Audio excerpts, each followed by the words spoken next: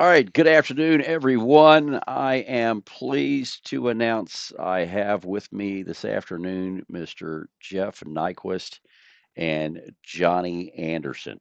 These are two gentlemen that I have been speaking with in regards to what Russia is doing, what's going on in Ukraine, the Baltics, so on and so forth. And so I wanted to introduce these two fine gentlemen to you. Jeff, if you would give my viewers here a little bit of your history. This is Jeff Nyquist. Yeah, I am a sort of a defunct political scientist who went AWOL, went private.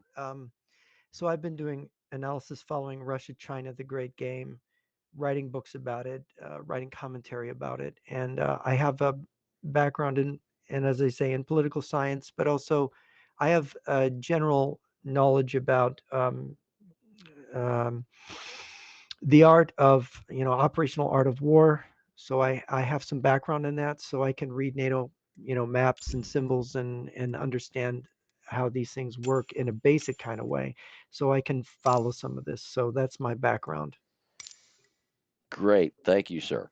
Uh, Additionally, we have Mr. Johnny Anderson. Mr. Anderson, if you would be as so kind as to give us a little bit of your background as well.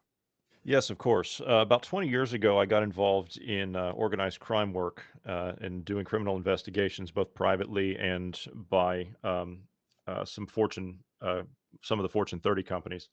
And one thing that I found working with federal, state, and local law enforcement was that a lot of these cases that I would work, they would not go anywhere. They would get to a certain point and then they would stop. I would always be told, charge what you can and get out. Nicely done. And things would move on. Well, then I started to notice that things were starting to change in the world and nothing was actually being done about it. And I couldn't quite figure it out. And so that's where I'm coming from. I'm coming at this from a criminal background standpoint. That's my area of expertise.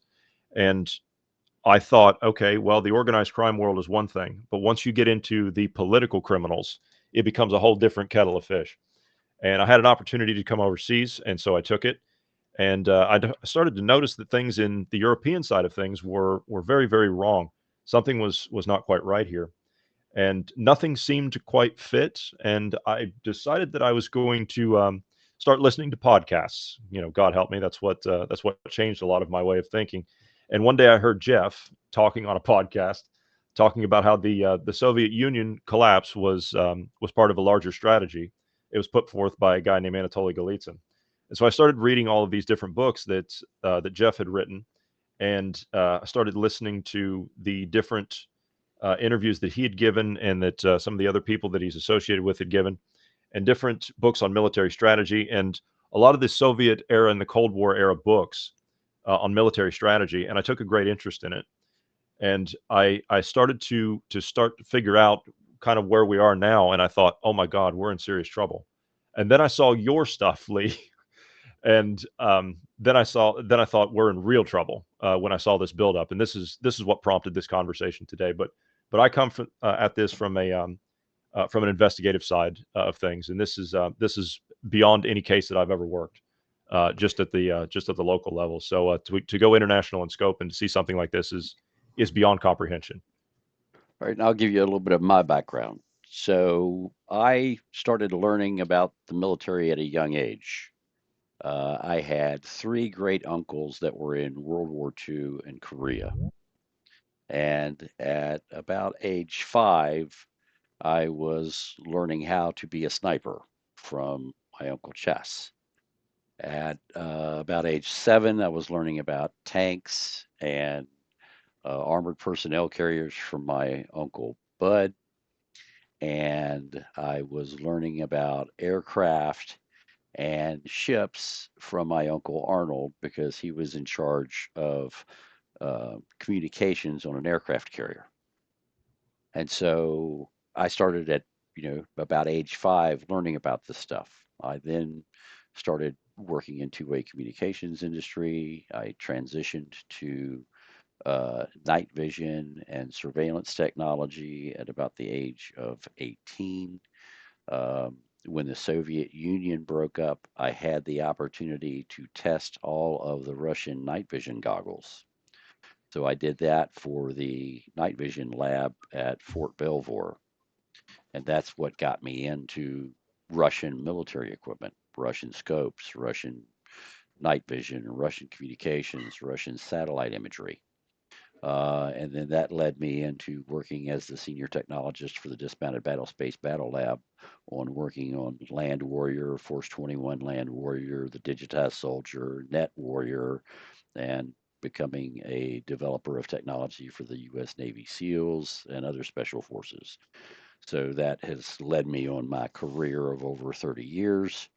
And after I left working for the government, I started seeing that the news wasn't covering the whole story. And when they did cover the story, they didn't tell the truth. And so that's when I started my news career. So, and that was right after I went to Ukraine. I've been supporting Ukraine with their military since 2014. I went to Ukraine in 2015 and I was there until they blew up my hotel. And at that point, the Ukrainians said, we can no longer ensure your safety. We need to get you out of the country. So they snuck me out of the country, and I've been supporting Ukraine remotely ever since. So the map that you're seeing on the screen here is a compilation of a variety of folks who have been supporting the KLW World News Network. This map is more than a 2 year effort of basically tracking every single Russian unit throughout Russia. And we have maps for Belarus, for China, for Ukraine. And in addition to this, we have a flight simulator that we're going to fly in here shortly that KLW World News has built. And what we do is we take satellite imagery or reconnaissance imagery that we get and we build that imagery in 3D, and it allows us to fly through it within our simulator. And we're going to do that for you in 4K. So, with that said, uh, where do you guys want to start? Well, I suppose we could start in the west with Kaliningrad and work our way east. And Yeah. I have a question about the deployments and that you showed us before what we're going to see today. There's an ambiguity in military deployments. And what I will explain is military deployment that could be uh, interpreted as going into the Baltic states or the Slovakia Gap or Poland could also be a military deployment aimed at the rear of the Ukrainian forces, that is, coming down on the west edge of the Pripyat Marsh and cutting Ukraine off from Poland, coming towards Lviv. So I just want to, as you go through it, you to maybe look at this from the point of view of, okay, which is it? Are they really going west, or could this be a feint and they're really going south to finish off I Ukraine? think they're going west, and when we're done with this show, I think you'll see the same. Okay. All right. Good. All right. Excellent. So the reason that I think they're going west is when you look here, and what I want to do is I want to do these, uh, and I want to go back in history and show you these as we go back in history. And I need to increase my rendering quality here. So as that we can do this best. So this is today or close to today. But if you go back, and I use 2010 because 2010 was before anything got started. They hadn't invaded Ukraine yet, and there was no buildup of anything anywhere. So when we look at this airfield in northwest Kaliningrad, which is where we're at right here, when we look at this airfield back in 2010, the only thing you'll see in this airfield are there are a couple trucks up here. There are a couple KA 22 Marine helicopters. This is their what they use for ships. It's a small helicopter with counter rotating blades. And so on this entire airfield, that's all that's there. It's a couple of working helicopters and some fuselages. This is And of course, 2010. yeah, Yeah, in and 2010. of course, the deployment in Kaliningrad is Marine infantry is what they have Yes. there. Just a couple brigades, right? Yep. Yeah.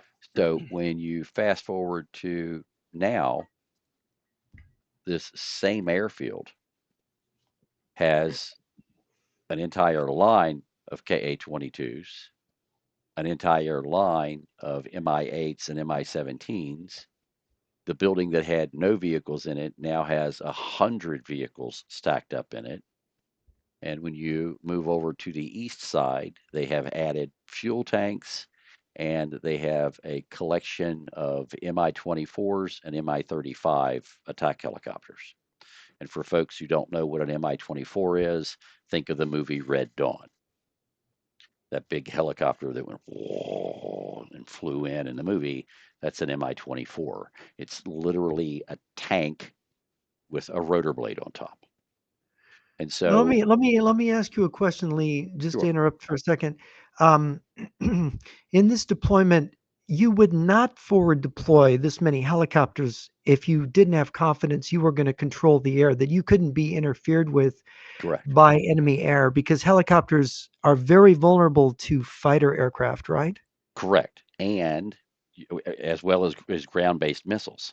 So you have the Hmm. coastal defense missile system here, Hmm. and you also have an S-400 missile system down here.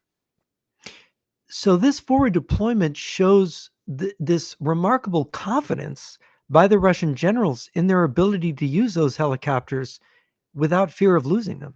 Correct. And so we tried to figure out, why are they putting all of this on the northwest corner of Kaliningrad? What is the purpose of putting this in the northwest corner of Kaliningrad?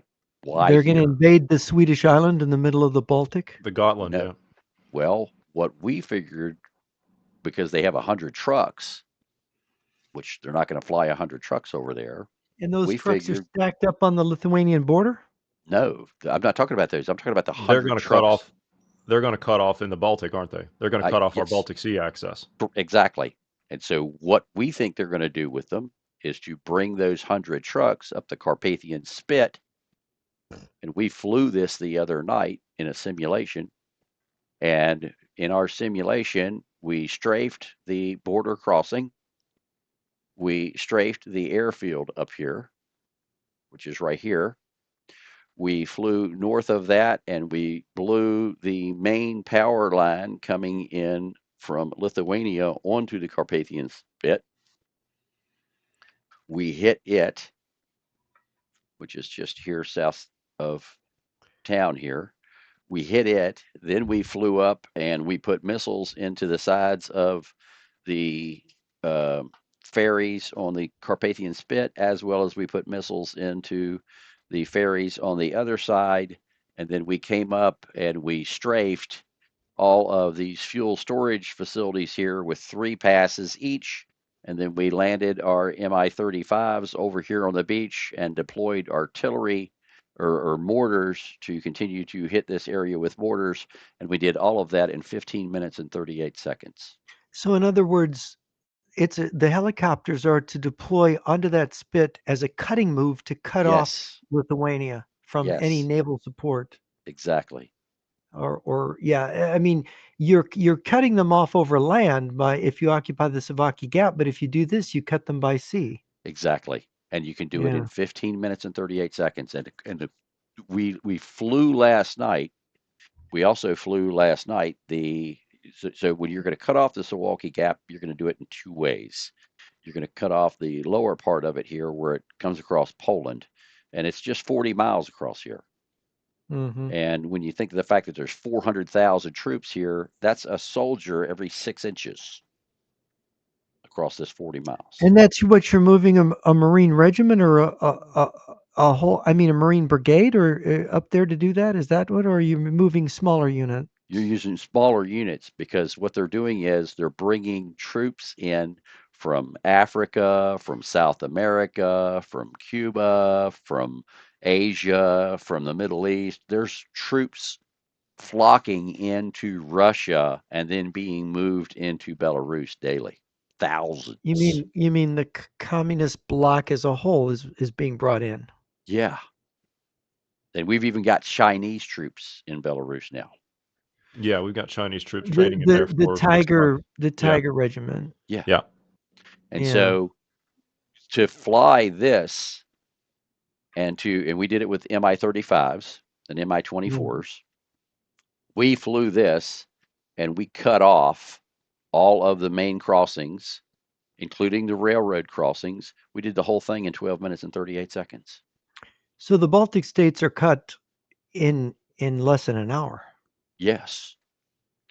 Now, And what about Riga? What about the transport further north? How do they cut that? we think that, well, we'll get to that in a minute. So let me Okay. finish the southern part here. So if you're Hmm. going to take this Milwaukee Gap, you have to have a defendable space. Now, we Yes. already know that Russia has already attacked Vilnius. And when Russia attacked Vilnius previously, they took over Vilnius in a short period of time. You're So what? talking about in 1940, Yes. And right? so, well, When they they actually first attacked him again absorbed in the yeah, 1990, I think it was, when they when they there was an uprising, they were trying yes, to get their independence, yeah, under the right, Soviet Union. Gorbachev sent in paratroopers, right, yes. okay. So, um, what we did was we took Mi-35s and Mi-27s, and we launched out of from this military training base here. Hmm. And so we had all the helicopters meet up on this grassy field over here next to excuse me, this one here, next to the convenience store.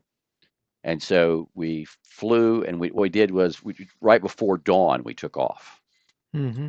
and because the Russians don't have great night vision equipment, Oh, they and don't. so no, the Russian night vision equipment is equipment to basically similar to what we were using at the end of Korea, beginning of Vietnam. It's Oh, that that's outdated? Yes, oof.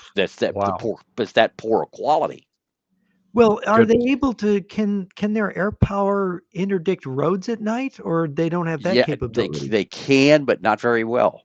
Oh, really? The sensors on the front, when you look at the best thermal imagers that the Russians have, this is why they're buying thermal imagers and thermal weapon sites out of Europe. This is Oh, why That makes they're, sense now.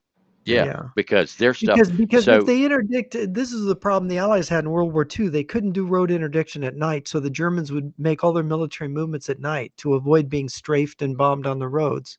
correct. And Yeah. so what the Russians have done is they have outfitted 100 BMP-3s and BMP-4s with thermal imaging thermal imaging uh, sights for their weapons on the BMPs, and infrared illuminators and infrared equipment for the driver. So the driver operates with NVGs, and it's actually a DVE, a driver vision enhancement. So it's actually a night vision camera with a video display. And so that's Hmm. what the driver is driving with infrared illuminators on the front. And then they're putting thermal imagers onto the 30 millimeter that's on top of the BMP Well, the only reason you would do that is that you're expecting to assault defensive Ex- positions held by infantry at night. at night. So, Yes. right. They want to Yeah. assault at night. And so they actually paid 3 times more for the night vision equipment and the thermal imager on the BMP 4s than what a BMP 4 cost. So a Good That's BMP, grief. wow, that's really putting the pedal to the That's metal. that's something, yeah. right. So, when you're, and then they did 100 of them, or excuse me, they did 10 of them that we've found down here along this So area. that's for the initial assaulting force. So they're Yes. planning a night attack on all these Yes. positions. So Now, go ahead. quick question. The lines of trucks, where do those play in? You believe those are supply lines that are being Yes. stacked up? So again, we have to talk about this area here. So when we talk about this Milwaukee Gap, and let me get so I can draw here for you guys. To be So clear, for those that don't know, that's the area that covers between Kaliningrad and Belarus. That Yeah, goes it's the it's Polish. along the Lithuanian-Polish border. It's a transport route into the Russian Kaliningrad salient.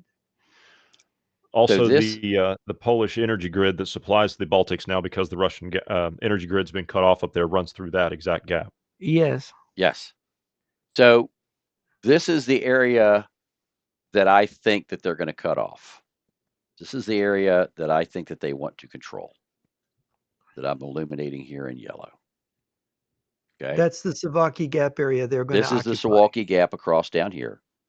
And if Uh-huh. you're going to control the Baltics, you need to control this area because you got to have a buffer. So if they do try to attack in, you got to have a place to put your troops, and you got to have a Hmm. place to hide them.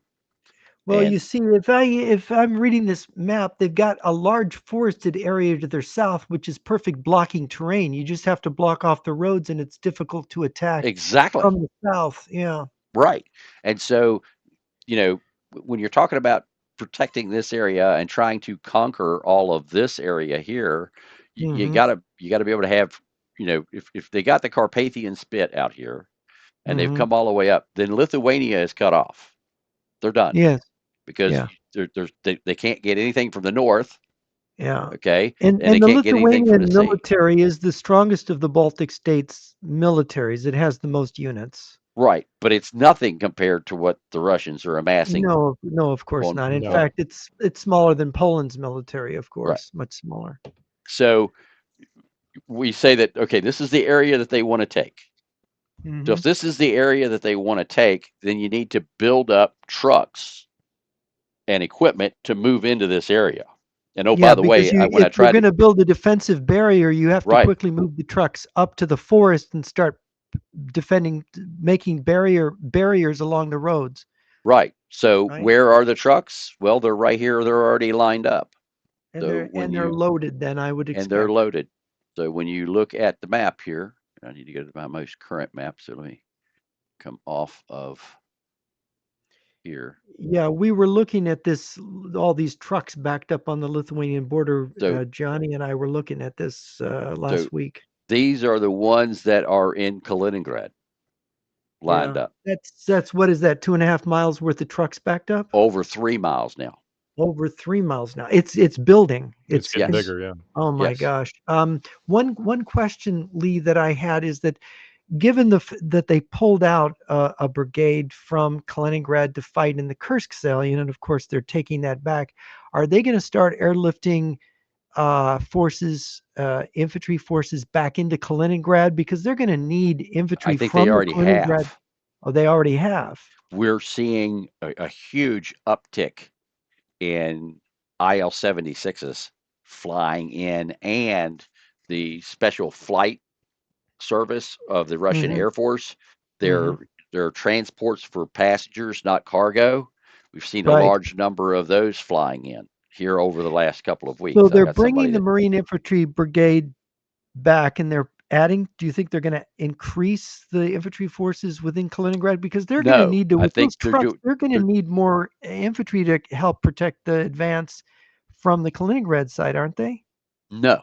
I think that the No. vast majority of them are going to come out of Belarus, Okay. and here's why. When you look at the number of trucks that are just lined up here, Mm-hmm. that is a lot smaller number than what is lined up down here in Belarus. So when you go to the training area here on the north side of Belarus and you go up here onto the border, you start looking at the trucks here, there are over 275 trucks here. There are So what did they more do? Did they trucks. ship those trucks into the Kaliningrad sector by sea? How did I they have get so many? no idea how they got them all in there, but these are all the Here's ones coming up out of Belarus. I mean, now that's a heck of a lot of this trucks. is this is something, you know something? I've seen this on more than one artery, more than one road in Correct. Belarus. So this Yeah, is not just the only one. There's more. correct. So this is one of the roads coming in from Belarus, and this is again when you're talking about the Suwalki Gap down here, okay, and you want to get your trucks in. Well, the road to do that with is coming up this highway, and then Yeah, you can cut across here, okay, because yeah. you want to be able But to so they can clear that corridor from the east so fast, and they can right, prevent any interference from the because exactly. the Lithuanians have pulled back 18 kilometers. Yep, The Lithuanians And and Poland, Poland. aren't willing to risk any units by being too far out from Vilnius. Is that right. it? Yep, and Well, the then so Yeah. Polish you've have got pulled back too. yeah, so Yeah. you've got about 3 miles of trucks over here, okay. Hmm. You've got 3.5 miles of trucks here, but the thing of the 3.5 miles of trucks here is they're parked side by side. There, it's single file. Here, they're two by two. So over Mhm. there, there's 150 trucks. Here, there's 275. Well, that So that that is enough. I mean, normally for as I recall, a Russian division has like 180 or so trucks for logistical support. yeah, You're talking about a couple of divisions worth of truck supply. right. So you've got 275 here, 150 over there, and if you come up here next to Vilnius, you've got almost 100 trucks up here.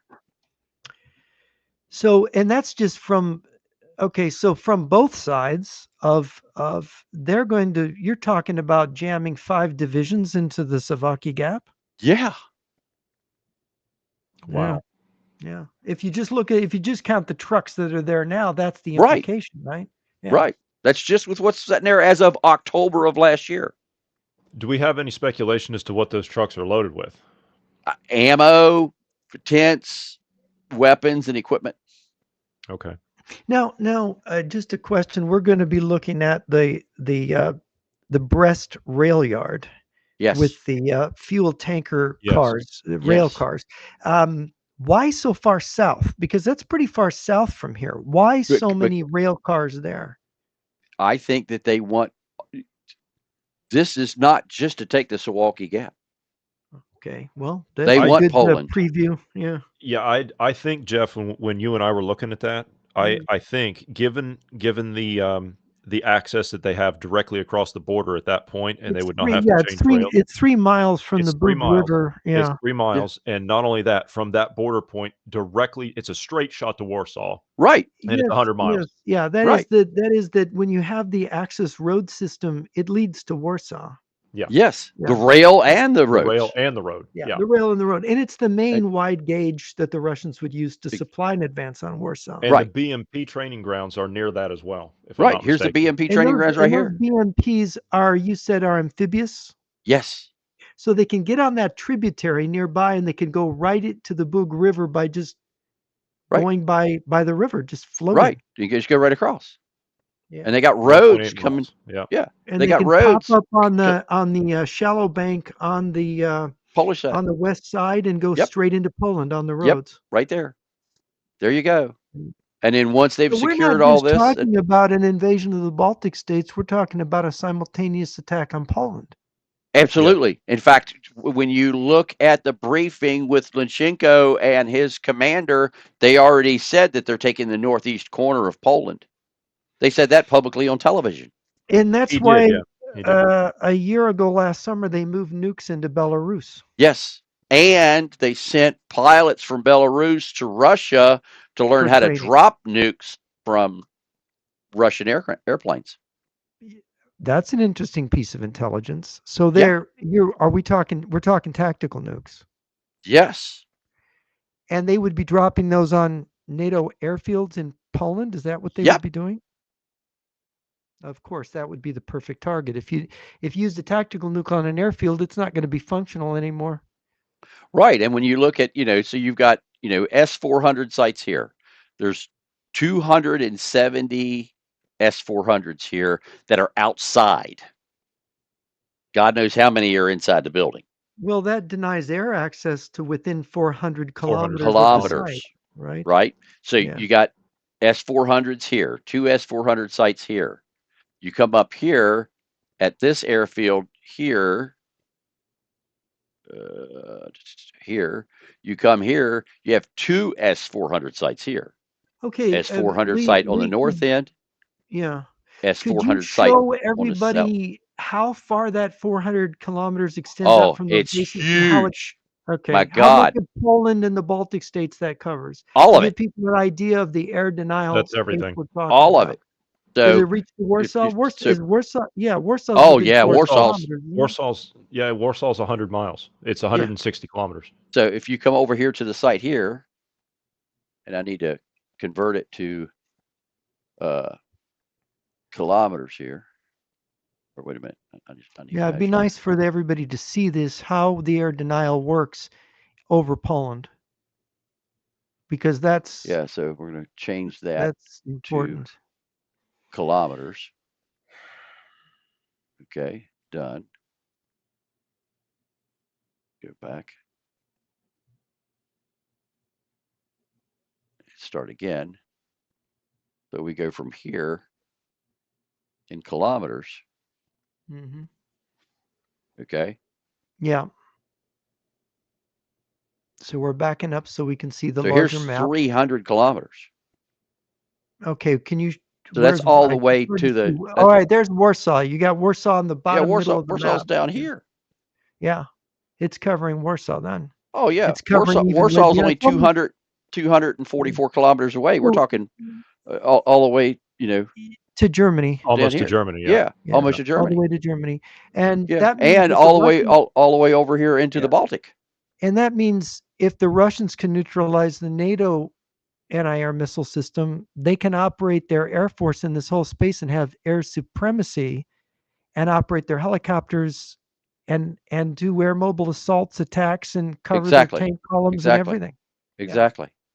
And that's just this site here, because when you start counting S400 sites, you got two S400 sites here. You have two S400 sites here. You have another S400 site down here, right here. Hmm. And this is an advanced S400 site. It has the additional radars. Now, let me ask a question. How mobile are these S-400s, and can they advance them behind the troops as they move towards Germany across Poland? An S400 site can be put up in a matter of hours, and they And they're on have mobile. They're on mobile launchers, They're right? Those mobile absolutely, are launchers. right. Yeah. And So it's that absolutely, four and means per it's they can. four per launcher. Yeah. this is the scary part about it. Yeah. Okay, and that is that the S400 sites that they have here, what they have extra radars. So they have a long range radar up here, and then they have a radar here. They've got a big radar here. They've got another big radar over here. And so they have put these huge radars in. This is actually three S400 sites in one. And they So can they could advance the radars too because they've got mobile absolutely radar trucks, right. right? And they've built Right. extras.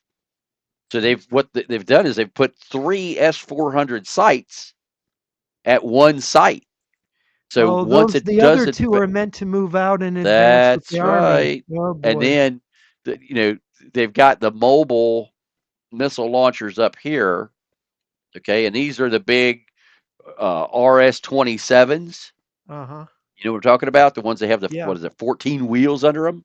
Yep. Yes. The Yeah. Okay, giant ones. that's what these buildings are full of. And you're like, Lee, how do you know that? Well, look at the curvature. Look how long the curves are. And then Yeah. the You have inspection to. Yeah. ramps, look how long they are.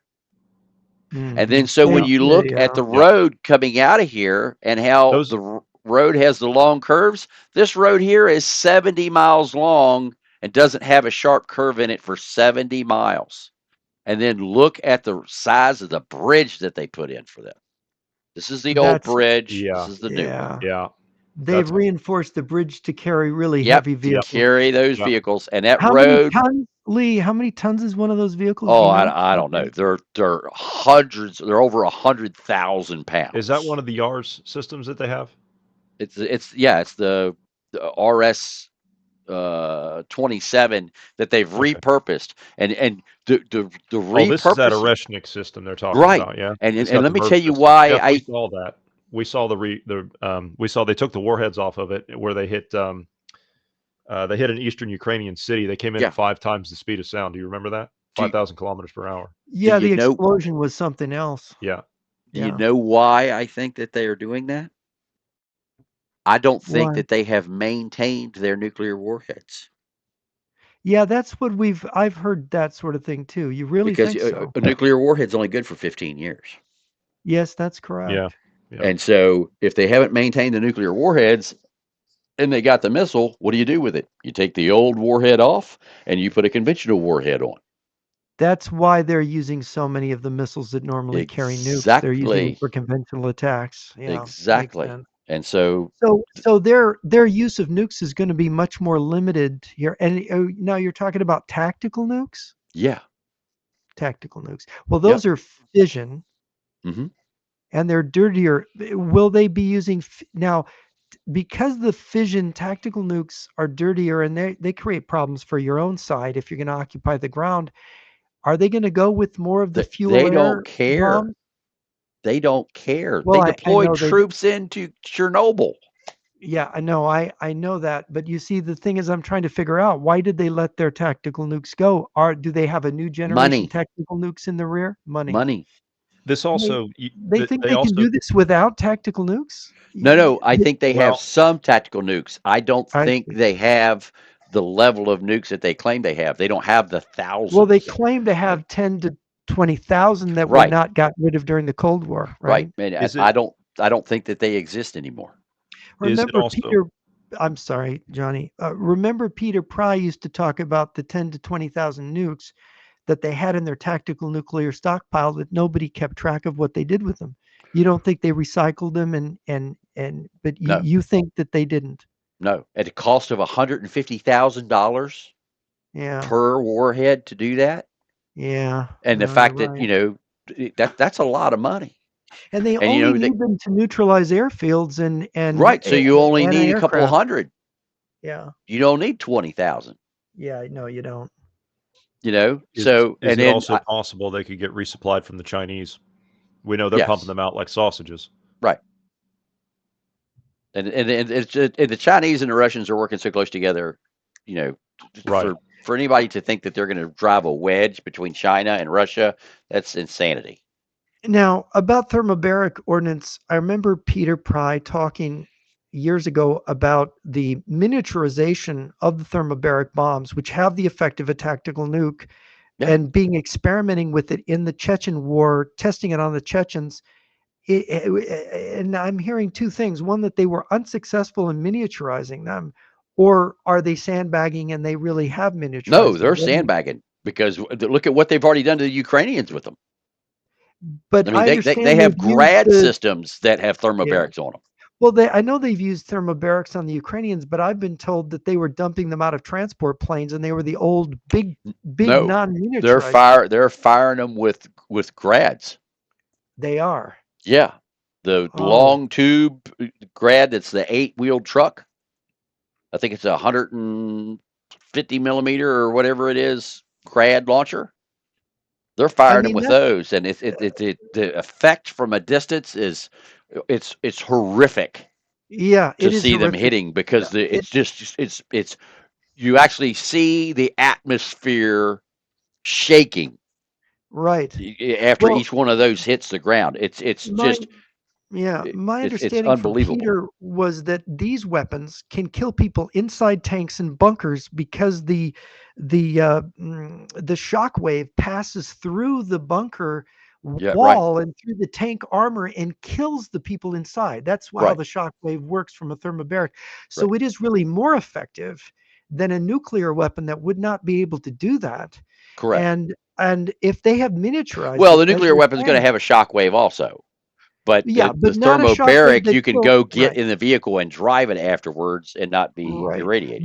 But a thermobaric bomb and the radiation from a tactical nuke is not going to kill the soldiers right away. Right, The right, soldiers are still going to be, but the thermobaric bomb kills them right away through right. and a nuke can't kill people through the bunker wall. They're getting protected by that. But with the thermobaric, my understanding is it kills people in the tank, in the bunker because of the calibration of the shockwave, right?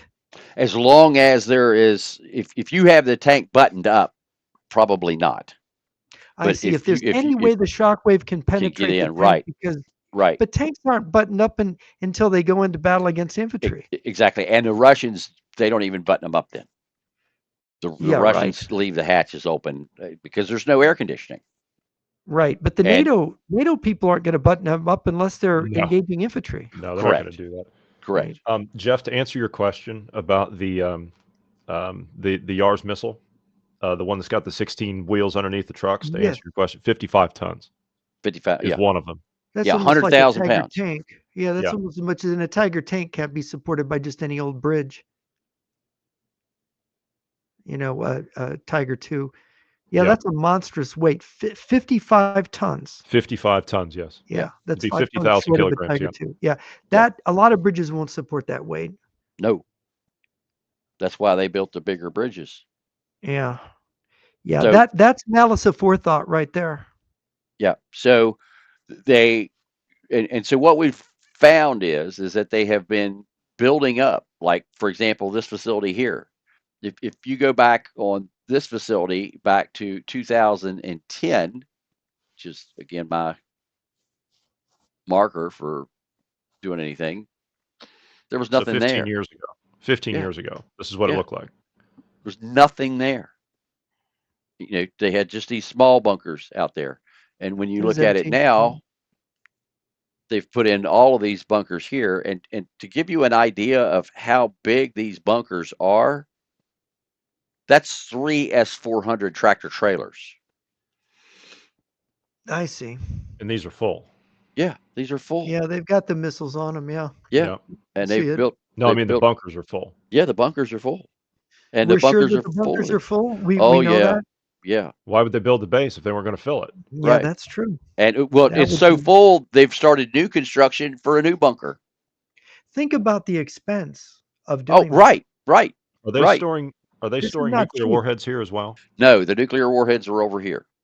Nuclear warheads are Yeah, here. they don't. Well, although they can put nukes on S-400s Correct. for But Yeah. ABM defense. yeah, but this is the new S. This is the nuclear facility. In fact, this is the one that they leaked the photographs of, where they were actually had satellite imagery of them putting nuclear warheads onto missiles. I don't know if you guys saw that news article. I guess about 6 months Whoops. ago. Whoops. Yeah, Whoops. I didn't see that one. Yeah, Let me ask you, Lee. I mean, NATO is seeing this, right? I mean, the U.S. is that's the seeing scary all this. part. Yeah. So I have, and I'm not going to give a name, but I have a senior official from NATO that is on my private news network, the KLW World News Network. So we have our own private encrypted news network. And so I sent that official the satellite imagery that I had of the Uh-huh. S-400 site down here on the Polish border. Uh-huh. And I said, does NATO know about this? And his response was no. And I said, why not? And they said, because we're a defensive organization. We're not an offensive or an intelligence organization. Do they realize that forward deploying this kind of weapon is a sign of attack that you need to know when you're defending? Yeah, but they weren't aware that the Russians were even doing this. This has been eye opening to so many people. So like the show that we did or I did the other day that was alert after I had talked to you guys about all of the buildup and when I talked to Jeff about them pulling the troops back 18 kilometers, the following day the U.S., the Polish, the French, the Germans, the Swedes, the Finnish had surveillance aircraft flying, looking at everything that I had talked about in the show before. And the Mm-hmm. interesting thing was we had Forte 10, which is a Global Hawk, RQ-4 Global Hawk. That Mm-hmm. RQ-4 Global Hawk was flying between Brest and uh, the Suwalki Gap for 24 hours straight. Did not leave this area right here. What is mind-boggling is that the Russians have used the Ukraine war to build their capability against NATO. It's almost like the Ukraine war is a camouflage for them. Practice. Maskarovka. Yeah. Yeah. It's giant Maskarovka for a general war preparation against the rest of Europe. Yeah. And you keep everyone distracted here with public disinformation campaigns, and it's Right. worked brilliantly. Which And is so that huge. means that suggests that they can collapse Ukraine and go straight into Europe. And there's these, I don't know, WorldNet Daily's, Mrs. Farah did an interview with this guy, May, talking about the plan that the Russians are going to take the captured Ukrainian troops and give them death sentences, calling them terrorists, Yes. that they could work off the death sentence by fighting against NATO. So they could Yep. turn the entire Ukrainian army around and added to their numbers. Yep. Plus, they're bringing in North Koreans. Plus, they're bringing in Chinese. Plus, Africans, South American, Cubans. Muslims. They're bringing troops in from all over the world. And I think that's And their main okay. effort of working in Africa is to recruit more troops out of Africa. because those Do you guys Well, down think that's there, they do fight with you think it's machetes. possible, Lee, that this exercise in September, That's Zapad 25, yep. that they will go a month ahead of schedule, that they could start the war in the beginning of August No, I instead of think they September? will do the exercise and then do it afterwards, just like they did going into Ukraine. But isn't that sort of giving too much lead time, or is there nothing NATO No, can they do? did the It's just exact same. I mean, what are we going to do?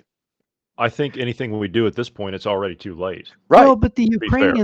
The Ukrainians stopped the Russians, having the lead time. The Ukrainians knew, at least by the beginning of November, they started to realize in November 2021 that an attack was coming, right? At Yeah, I least know some of because the I was generals personally did. telling them.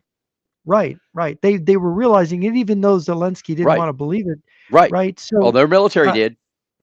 that yeah, sure, I know these Yeah. generals, they were pretty sharp, and they actually stopped this invasion, but the Russians just took advantage and used it as they just used their defeat as another way of getting advantage, right? Well, the Russians thought they were going to do it in 3 days Right. Yeah, they because they did. thought that the Ukrainians were going to roll over and they thought Zelensky was going to run, and so they thought Yeah, they were going to come yeah, right in and do it. yeah. So this That has was turned their out to be yeah. a long tranche for them. And also, let me ask you, one of the mysteries is that they had these forces coming down through the Pripyat Marsh behind Kiev, and Hmm. they withdrew them all.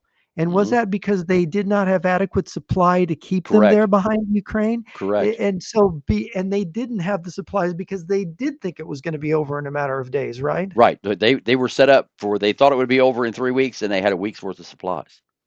So they took that defeat and they said, all right, we'll take it on the chin. We're just going to use this for a larger strategic advantage against NATO. That's what their thinking was? Well, no, I think they've had this plan against NATO since 2010.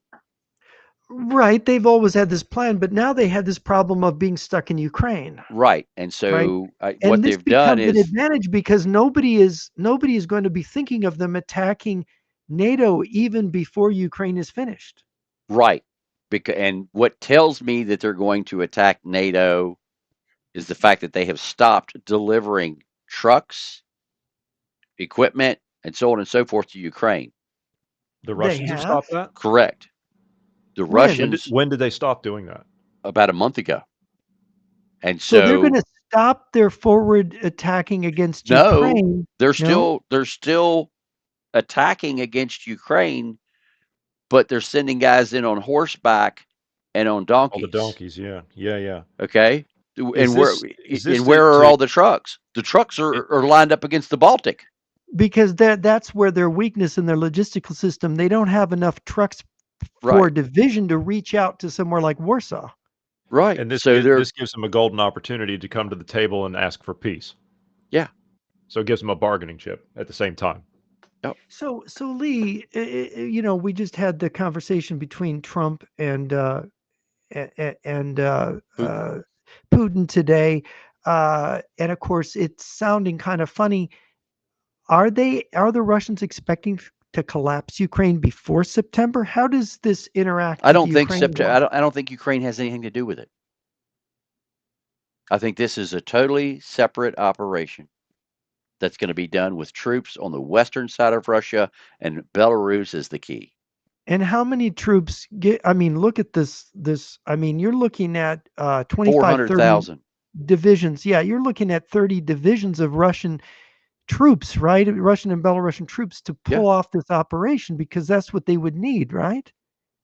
Actually, from what I'm seeing, they don't need half that. But they're going to deploy that many. Right.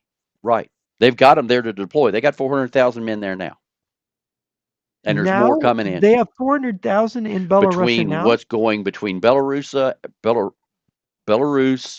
Russia, and Kaliningrad. There's 400,000 men there, including the Chinese and the people from South Africa. See, let's go down here and start looking at the training areas.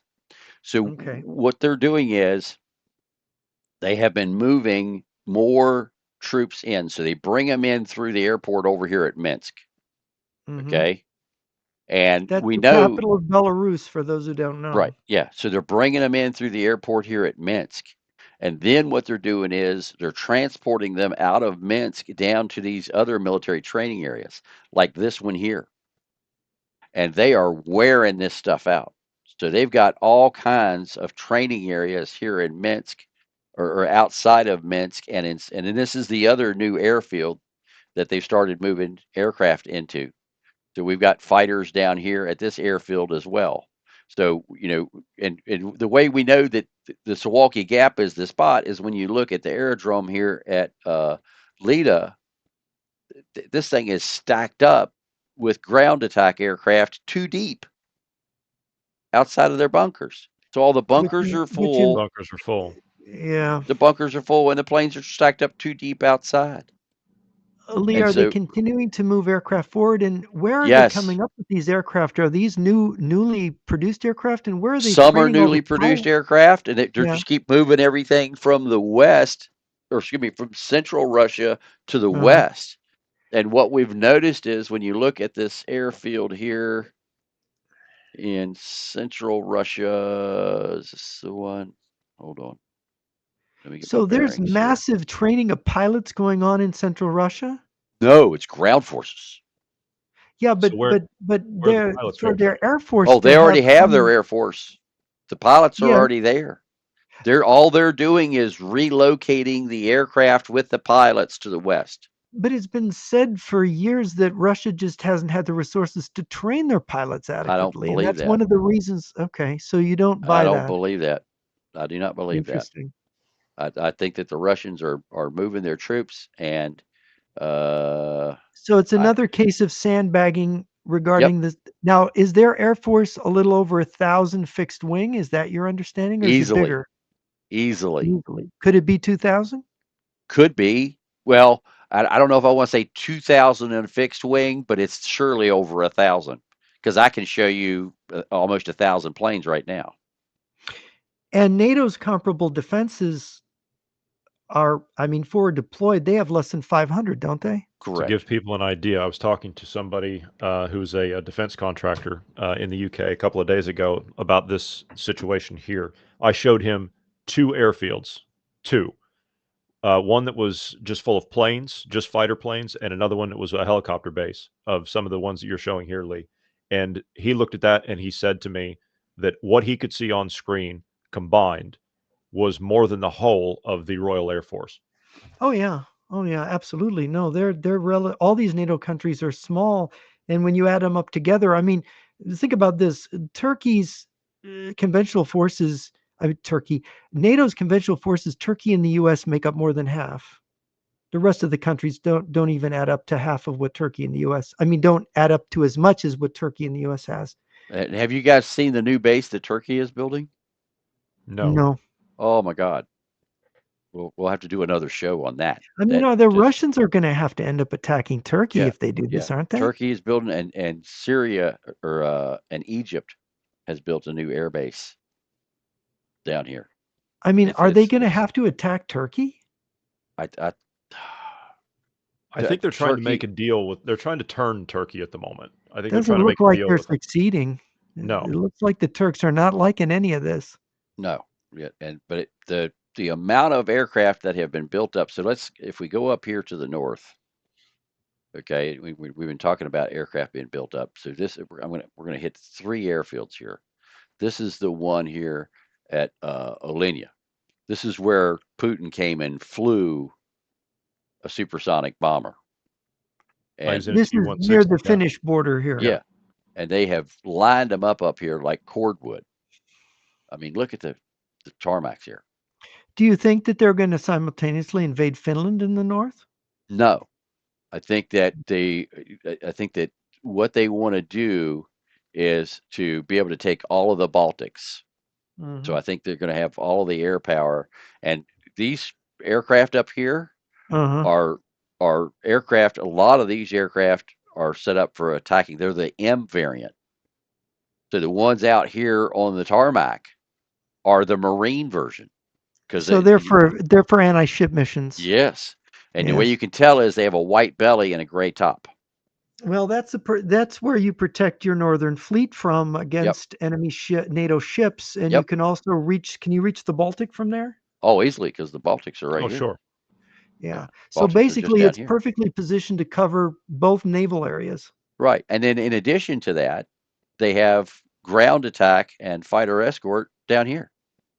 So this Well, base that's here is they full. have less range, so they would need to be more forward. Yes, that Right. makes perfect sense. Then when you come down here and you get down here next to St. Petersburg and you look over here, this place has got more fighters than you can shake a stick at. This is outside of St. Petersburg? Yeah, Yeah, this is northeast of St. Petersburg. that St. is a Peter, lot of fighter That is aircraft a to lot yeah, of come in. fighters, St. yeah. St. Yeah. Petersburg is right here. They're Well, they're 140 going to miles. neutralize all the NATO airfields in Finland. Then that's one thing they're going to Right. have to do, aren't they? But I mean, look at the you. We should get into the simulator and Hmm. let me fly this for you. And Okay. So so, quick so quick question. sure. The could you pull up the amphibious tracked vehicles that were on the border next to Finland? Yes.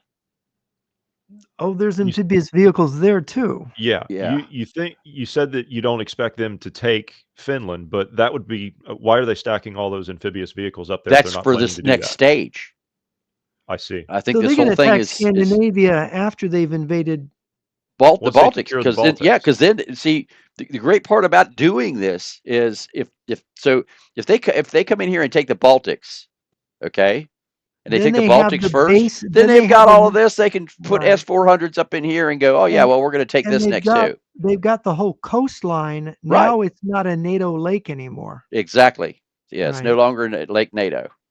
It's now the Russians would hold it because they can move S-400s up here. They can Yeah. move S-400s out And here. of course, the Swedes only have like what, a battalion defending that big island they've got in the middle Yeah, there right, strategically. So they would do a helicopter invasion of that right, exactly, because they need that's a giant unsinkable aircraft carrier in the middle of the Baltic. That would allow them to stop aircraft carriers from right, getting into the Baltic. right. Yeah. So, if it were me, I would take this chunk first, and then I would come up here and And take that Finland. NATO battalion, that Swedish battalion couldn't hold that They island. won't hold out long. They Yeah, won't if last they long. really, if the Russians had that many helicopter gunships and troops to come in, and the helicopters can reach that island from the Baltic coast, can't they? Oh yeah, yeah, Yeah, absolutely. interesting. Before you close that, okay, I was going to Okay, say before you close that out, no, I'm I not wanted closing it. to. It's. I can Oh, go you anywhere aren't. you want. Okay. No, no, Um, Yeah. it's down to Brest to the train yard. yeah, yep, yep. Yes, that's an interest. That is a very interesting because that's really far south from the Savaki Gap and the Baltics. To have that kind of deployment of logistic support is that's obviously strategically implies either they're coming in behind Kiev or they're going for Warsaw. They're going for Warsaw. Hmm. They're going for I Warsaw. think given the distance, yeah, given the placement of it and given the distance, and it's a straight shot. It is an absolute straight shot. It's a dead run to Warsaw from there across the Here's your border. sand. But That's the wouldn't it sand. wouldn't Yeah. it really help them to move forces down straight towards Lviv as well? Or are they going to I do I both? think once they I I think that once they have taken the Baltics, or sure, excuse me, once they have taken the Suwalki Gap, Hmm. all of the military aid and support that is going towards Ukraine right now Is is going to going to go? dry Yes, up. sure, Okay. absolutely. Well, if they Then, advance toward Warsaw, at some point they come to a point where they're basically cutting the line to Kiev anyway, right? exactly. So once they have done this, then they can come down and cut the line down here because it's not that big of a line. They'd only need a brigade to do that. Right. Because there's Yeah. nothing here. No, there isn't. And so, then they can come right down and take it across. And I mean, what are they going to do? They're not, Yeah. So it's this, so I think it's a case of, it's like killing a snake. You got to cut the head off. yeah, the more aggressive, the better. Right. And so Yeah. if they slice here, then they're going to be able to take all the Baltics. So if they slice here and then they move up along the coast here, they got all of Lithuania, and that's killing the Baltics. Okay. that's going to cut off all the supply to the Baltics. Plus, they've engaged Poland here, so the supplies going to Ukraine are going to dry up. The priority is going to change, and then they can attack from here, coming straight down, and come right across at Lviv and take all this. Because I calculated this up here, they only have to have 7 strongholds across this Polish-Lithuanian border to stop any supply coming into Ukraine. And you know, when you've got troops already down here, you've got airfields already down here, and you've got an airfield here and another airfield here, and they're already both full. Plus, you got your S-400s up here. This it's going to change the game. At the moment they cut this, in the 15 minutes it will take to cut off the Baltics, that's it. Well, The let whole me ask game is going you. to change. Let me ask you a question that's been nagging at me ever since I saw the train yard at Brest with all of the fuel tankers in there. Why position all that a half a year ahead of your attack? Are they really They're going to wait positioning to stuff. September, They're or are they positioning positioning even stuff more? And we're years talking about even. I mean, are years they? in advance. Years in advance. This isn't the Russians have been planning this since 2002. They've been acting on it since 2010. They're playing a long game. And these idiots in NATO haven't noticed any of this. It's the frog in the hot water. In other words, it's happening so gradually, Right. but our people, I mean, We're pulling back. We're not Right. advancing forward. We're pulling back. Yeah. yeah, well, they're obviously realized something now. I mean, the fact Right. I that they mean, pulled the back Poles have 18 built a kilometers, border. And that's the other thing. All of these so-called immigrants that are trying to come across the border into Poland from Belarus, they're hmm not immigrants. Those are They're not immigrants. trained saboteurs. they're Spetsnaz. Yeah, Right. yeah. And so, This is the advanced column that comes in ahead of the invasion. and they just said on the news the other day that the attack in Poland and the attack in Germany were both saboteurs from Russia. That just came out on the news a few days ago. Yes, And the they same were thing done by with the the GRU. That's right. And the same thing you were telling me, Johnny, about these terrorist alerts in Germany months ago that they were already seeing the signs, evidently, the German police and intelligence of some kind of sabotage against Germany. Yes, they knew that it was the Russians that were plotting it behind it. They knew that it was Russian intelligence services were behind it.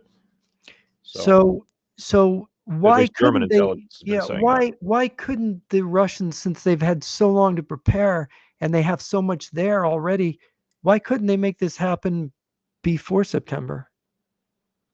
I think they're still trying to train up. And the I, quality of their forces, I mean, what we hear is their quality. You know, I had a little exchange with John Mosier, the military historian, who was one of the few people who called the Ukraine war and said it would last a long time. I mentioned this to him. He knew nothing about these things you have, Lee, but he really believes the Russians have very low quality. Is that going to matter here, given their numbers, or how no, do they? that's No. how they fight. They don't care about the quality of the troops. It's just somebody that pulls a trigger. And So they're going to use envelopment yep, and the fact that and NATO's artillery. just so weak, and artillery. Yes, yes, Yep, artillery strike. yep. And now they'll have now, am I right? They will use the Air Force in this. Oh yeah, absolutely, absolutely. Is this why we've been seeing them hold back on the use of their air force in Ukraine? Yes, yes. They can't. They don't want to suffer the attrition. They want to use the Air Force directly against NATO, and they Directly don't against want NATO. to They Yep. think that waste they the. can wear down Ukraine because they have such overwhelming numbers of men. And so, if they cut the main supply access to Ukraine through Warsaw, Ukraine they will could fall. they will double down now on the Black Sea again and tighten the port, Right, tighten up on Odessa, and then there's no way into Ukraine, right. right? And so that just starves them. And in And if May, you're you've got already, if NATO is busy dealing with the Baltics, well, then what are they going to do? They're not going and to. you've If got look, Yeah. If Russia attacks the Baltics, NATO is Ukraine becomes a redheaded stepchild. So so then the only supply route in is through Romania then, but then they've got something going on oops, That's a helicopter here. Well, that's a giant engine, helicopter engine noise. That's very loud. Um, yeah. Hold on. but then I'm gonna you've cut got that down. Romania, but you have the Romanian elections, and then you have Moldova, where I understand there's been major Russian infiltration of Moldova through the Transnistria, Transnistria. Yeah. Republic, yeah, Transnistria, which is a Russian stronghold, which has a lot of bases, and there's like a Russian regiment in there already. So they have that way of cutting Ukraine off through the Romanian Moldovan direction, right? Right. Right. Right. So let me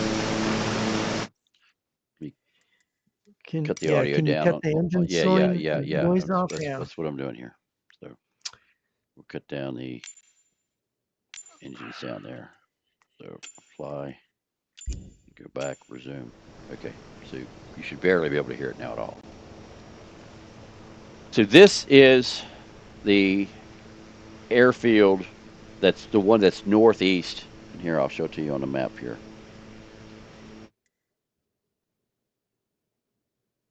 This is the one that is northeast of St. Petersburg.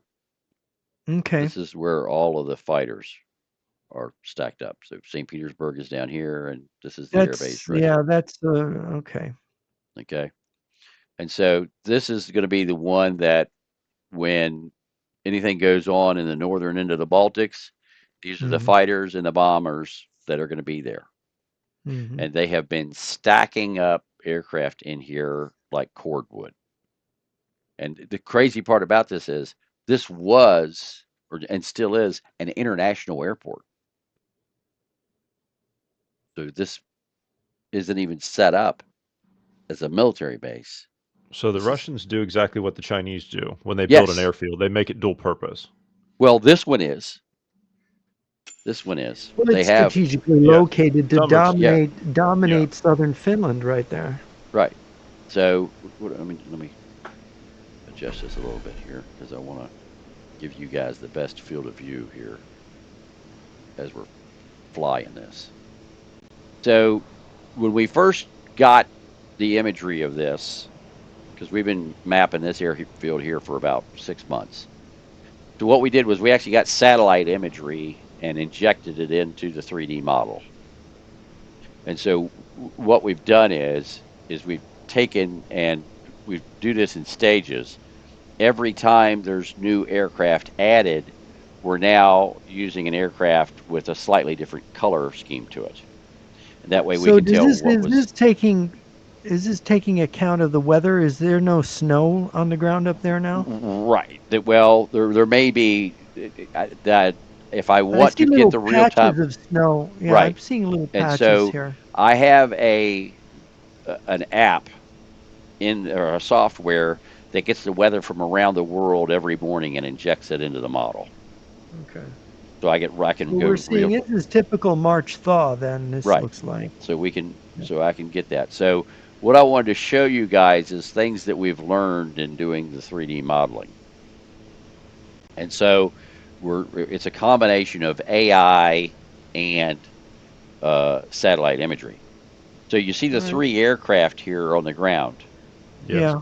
In the original satellite imagery, if you look underneath of the aircraft in the middle, you can see the silhouette of an aircraft on the ground. That's from the satellite imagery. Right. So that is the actual satellite imagery on the ground. These So other two air, we're seeing now those are reconnaissance aircraft. What are these are those? transport aircraft. Okay, those are Okay. for transporting troops. Yes. Okay, So and this is where they're flying the pilots in and out with.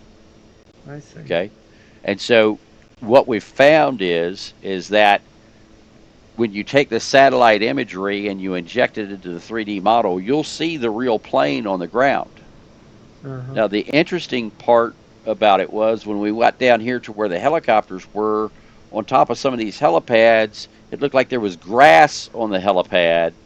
And then on other helipads, it looked like that there was brush on the helipads. And we're like, well, Camouflage? right. And what it is, Yeah. that solid green helicopters look like grass, and camouflage helicopters look like brush. And so when you Uh-huh. actually look underneath of the helicopters, you can see the helicopter blades on the ground Yeah, right you can see there. the shadows of the You can't You can hide blades. see those. the blades Yeah. on the ground and the brush. And the AI Mhm. interprets that as brush when it's actually the blades of a camouflaged helicopter. And so, Interesting. what we do is we just take a 3D model of that exact helicopter because we have the silhouette of it and we got the satellite imagery, and we just plunk it on the ground right there where the real one is.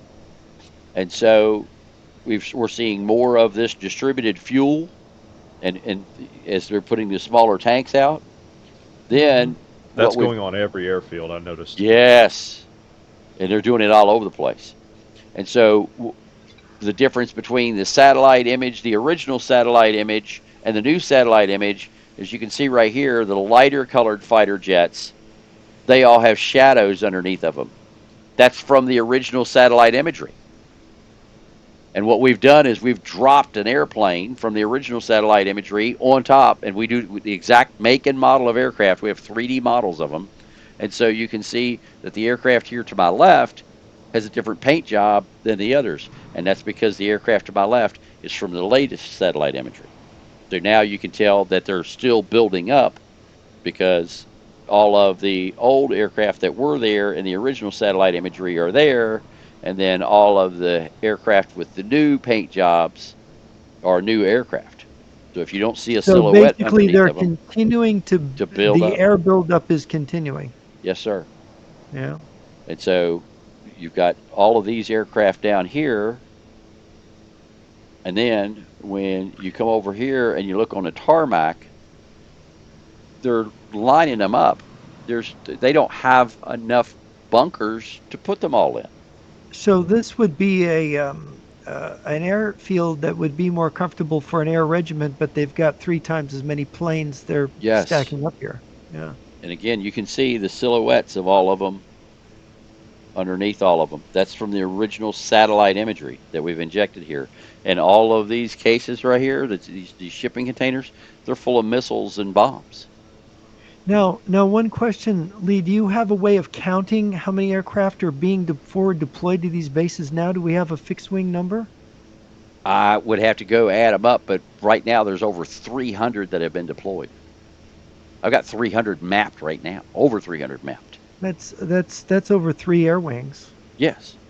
That's an Yeah. extra And fuel supply depot right there. right, there's another fuel supply depot. And then since we did the original satellite imagery, the imagery in the last 30 days, we've got all of these aircraft that have been added.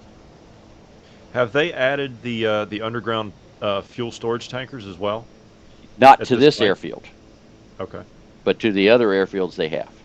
And is there a railhead coming into this airfield? Yes. And that's on the backside of the airfield. And so they've added here, and they're prepared because previously they only had two fighter jets for emergency scramble. And Hmm. since they've moved all these in, now they have four. And then when you come up here to the bunkers where you would normally keep these aircraft, all of the bunkers are full, and then you still got aircraft parked out on the tarmac so thick that you can't hardly even get through.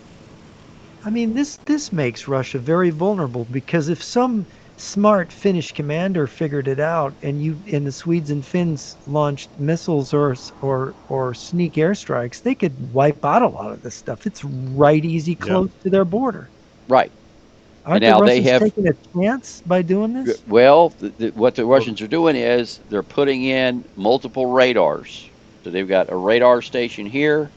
Here's their scramble aircraft over here with the guards and everything ready to go.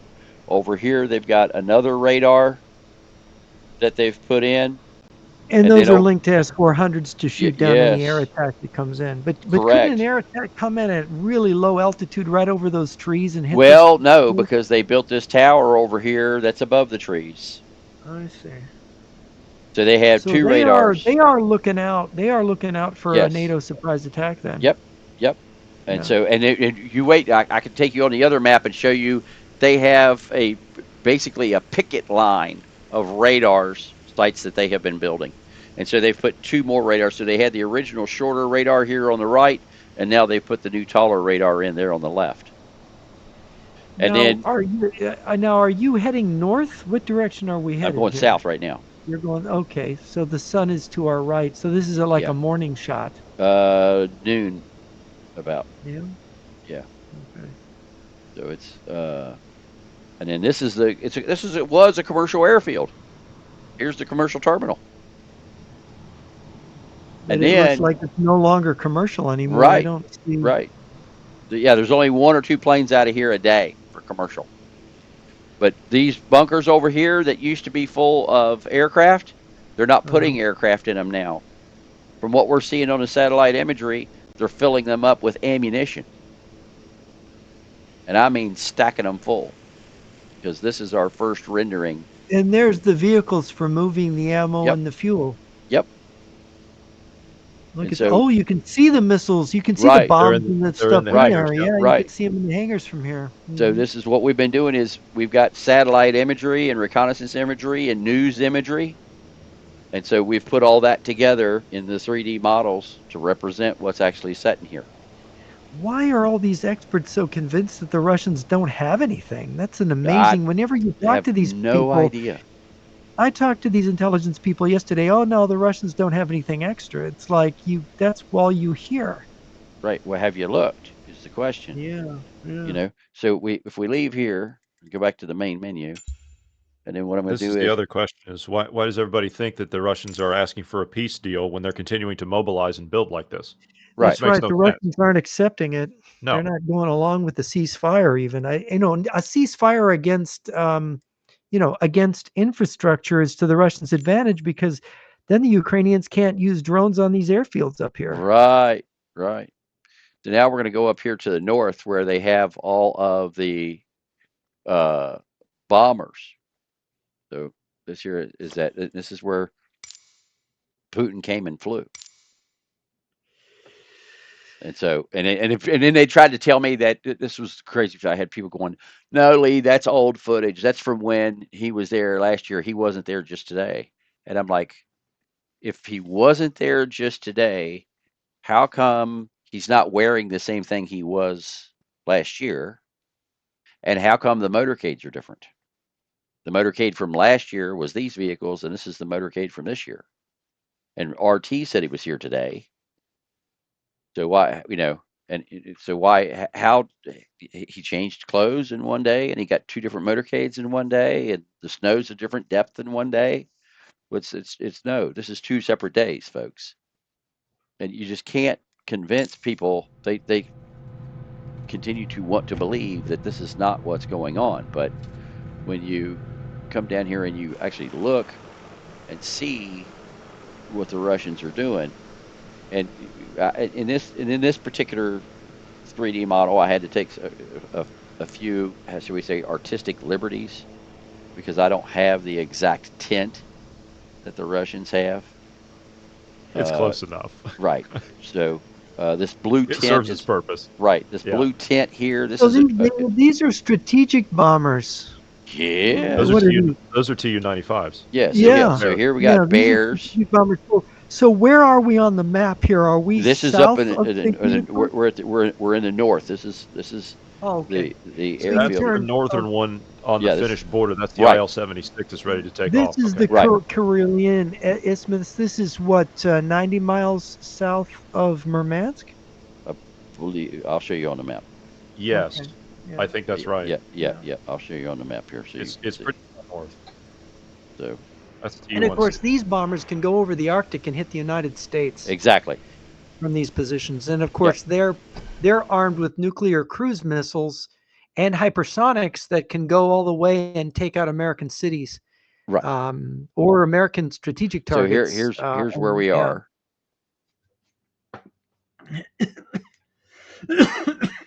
So we're basically halfway between St. Petersburg and northernmost part of northwest corner of Russia. and we've got uh, two airfields here. Or excuse me, here we're now. So we're closer up here. So we're right here. So this is where we're at now with all the bombers. This is Oleania. And then we're going to move after here. We're going to go down here to their escorts, which are down here, which are ground attack. And this is going to be interesting when I show you this, because we found something here that we did not expect. So, and we've 3D modeled it. So we're going to go back here Okay. to So this Airbase so Olinia. this is more than 100 kilometers away from Murmansk, right on the near the Finnish border. What is that? Is that The 100 Finnish border is kilometers right here. from Hold on. Murmansk? Let's look. Yeah. We can measure it. Yeah, it's Good right So there. grief, that's right It's on the right Finnish there. It's border. literally on the border. Yeah. That's yeah, crazy. yeah, yeah. That is as far. Why would you deploy so far forward if you weren't going to attack from that position? Right. Well, no, the border's over here. Here's the border. Oh, I see. The Right, border's right over. over Oh, here. Oh, okay. that's All the right. Yeah, the rail border's line. over That's here. Okay, that's Yeah, the rail line. that's the yeah. rail line running So, north to Minsk. but Okay, it's that's not. not I the mean, border. you're still Yeah. the border's 155 kilometers. Yeah. Okay. Yeah, that's So pretty deep. That's difficult yeah, terrain. yeah, That's well protected. yeah. So and then the fighter base is right here, which is a little less than it's 14 miles between here and the and the fighter base. The And of first course, one that's we where you'd want the fighter base is to right, cover the bomber base from NATO forces right, coming from the southwest. right, and that's why Yeah. the fighter base is down here. But when you Yeah. see this fighter base and you see what they've got at this fighter base, you're going to go. It's going to take you back to October the 7th.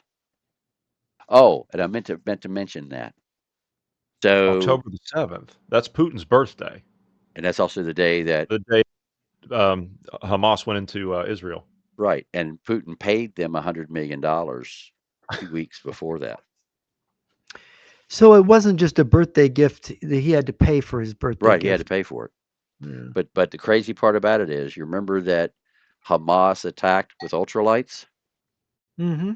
Yeah, they This used fighter, Russian parachutes. yeah. Yeah. Well, this Russian base down here has an Mm-hmm. ultralight regiment. They have So that's where they got ultralights. trained. Yeah, they have ultralight training right there. Why would they have ultralights up in Scandinavia? What would Because they if they use want them to come for here? across the border here, they're now parachuting. They have two They can people in just each drop across the ultralight, border. and the They can guys drop go right across the border. across and drop and jump Yeah. off of it with parachutes. And because the things are made out of carbon fiber and plastic, you can't see them on radar. And because they're putting the exhaust pipes over top of them going up, you can't hardly hear them either. What's the range? A couple 100 miles. Ultralights can stay up for hours. So they Yeah. could reach the Baltic coast there, the rail connection between Finland If and they Sweden? catch an updraft right, they could even cruise without an engine Well, being on it. but the crazy part about it is they can load them in a truck and take them right down here to the border and launch them on a road. Oh, yeah. So basically, So Finland could be cut. See, when Finland was invaded in 1939, the objective was to reach that Finnish city. What is it? Oulu, the city that is right on the rail connection to Sweden. They wanted to get that in the worst way. They sent like 3 armored divisions down roads. The Battle of Somosumi, they got trapped. They never made it there. But they could use these things to cut it immediately and capture whatever basing structures are there, right, right? yeah, and it's a perfect stealth weapon or stealth troop supply, because you can't hear them, you can't see them, and the guys just parachute in, and they can use them as saboteurs. And they could basically destroy all the communications to the Finnish forces that would be defending all the approaches, and then Right. that would allow them to take northern Finland over. Yep. So you're going to Which see those at which the other. implies that they are aiming at Sweden, ultimately. So the interesting thing I found here was, first off, that they had moved all of these bombers in here. But out here on the tarmac, on the ready line, is all of the Marine variants. They don't have the ground attack variant out here. They only have the Marine variant out here. They have So one ground attack. There it is. does that does that imply some kind of naval movement out of the Yes, Northern Fleet? it implies that they are prepared to deal with ships coming to the port of the Baltics, So there's going to be action in the Norwegian Sea, as well as in the Baltics. right? Because that's what they Because cover, the Norwegian right, Sea and the Baltics. right, Okay. because every single one of these out here on the ready line is a Marine variant. They're not Which ground is attack. anti-ship. Right, They're anti-ship. specialized in Yep, anti-ship yep. These are missiles. all Yeah. anti-ship. Every single one of them out here is anti-ship. And we know these anti-ship missiles are deadly, these Russian Yep, ones. and they're Very all. deadly.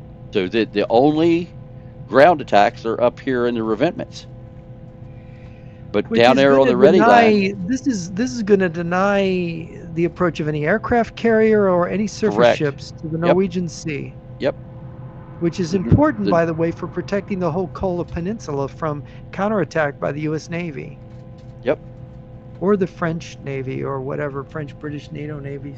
The French only have one aircraft carrier, the Charles de Gaulle, and it's not in operation now. It's in a shipyard period. It's in Yep. Toulouse at the moment. Yes. Okay, so there's no NATO. If the United States doesn't get aggressive, if Trump holds back, there's not going to be any aircraft carrier battle group to the rescue anyway.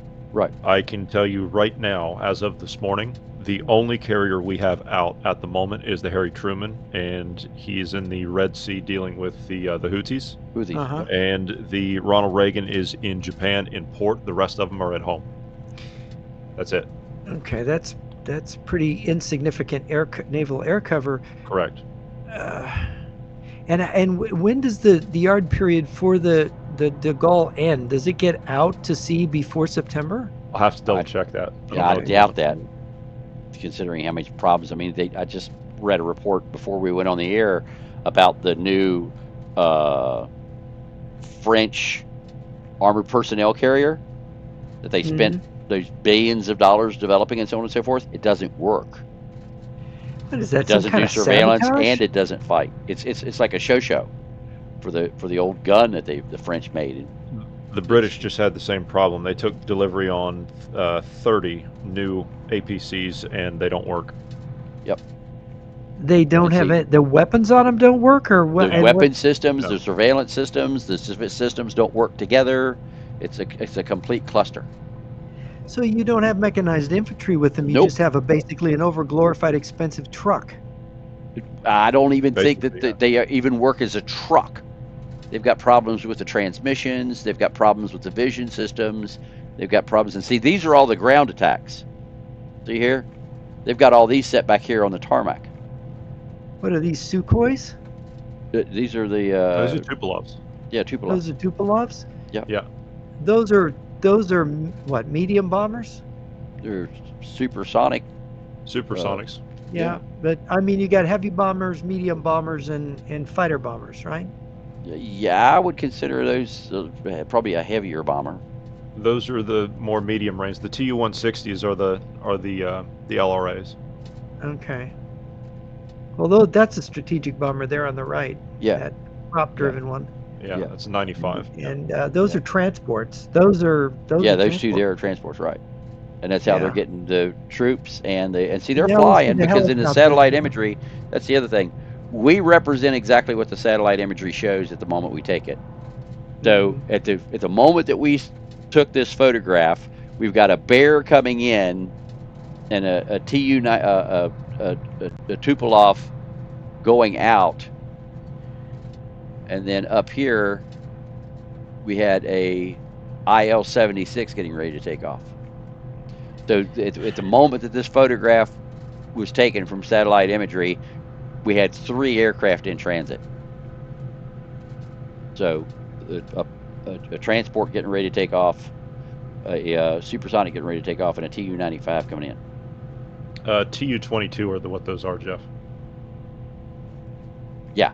I would say that again. It's a TR-22. You said Tu-22. Oh, Tu-22. Okay, Yeah, medium just range. Block 22. Yeah, the Yeah, that's what I supersonics. thought. Medium bombers. Yeah.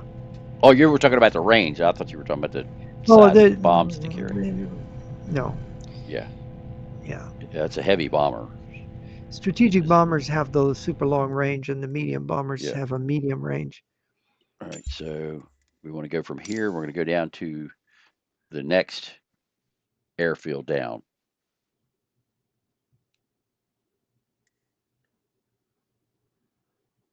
Let's see. One of my intelligence guys is saying as of March 18th, the French aircraft carrier FS Charles de Gaulle is deployed to the Indo-Pacific as part of a mission. So it's out Uh, now? yes. Okay, that's Okay, news to so it's me. not in its And yard yep, period and then. yeah, and it stopped at uh, the Subic Bay in the Philippines. Wow. So the Charles de Gaulle is watching the Chinese. Yeah. Well, the French have property in the Pacific. They have something involved in there too. They've got New Caledonia and their little Chinese inspired communist rebellion there, which is one of the biggest nickel producing areas in the world in terms of metal.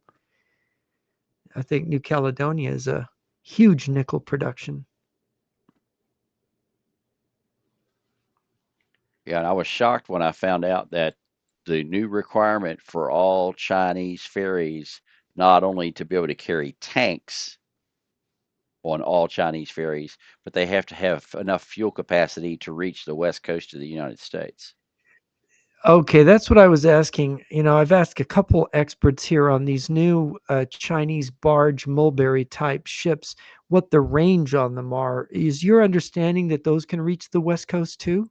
Not no, I don't have any information on them. I just know that the Okay, yeah, ferry requirement is that you're any right. new ferry built in China in the last 5, 7 years has to have the ability to reach the west coast of the United States on a single fuel Right.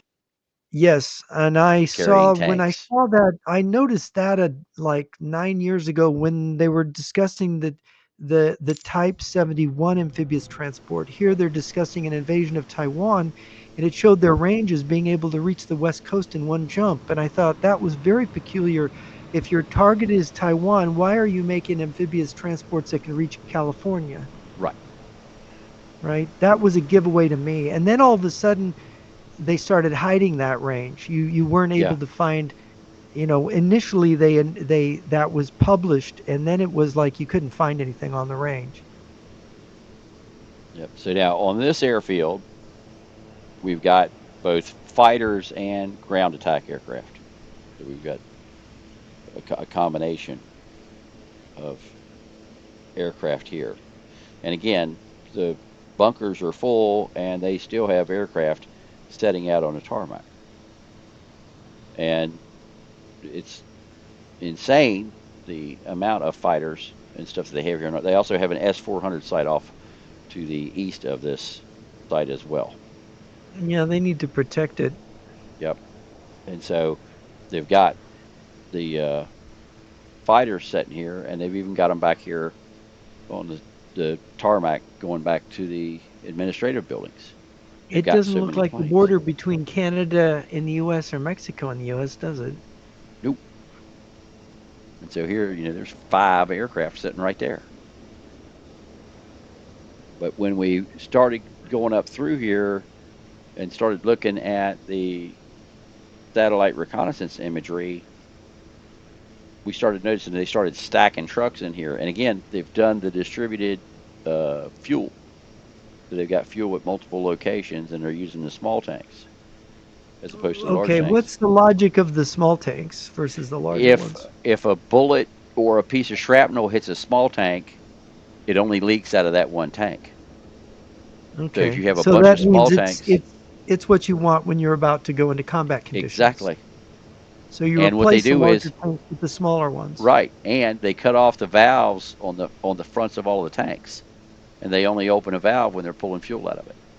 So they do one tank at a time, and they do the ones at the ends.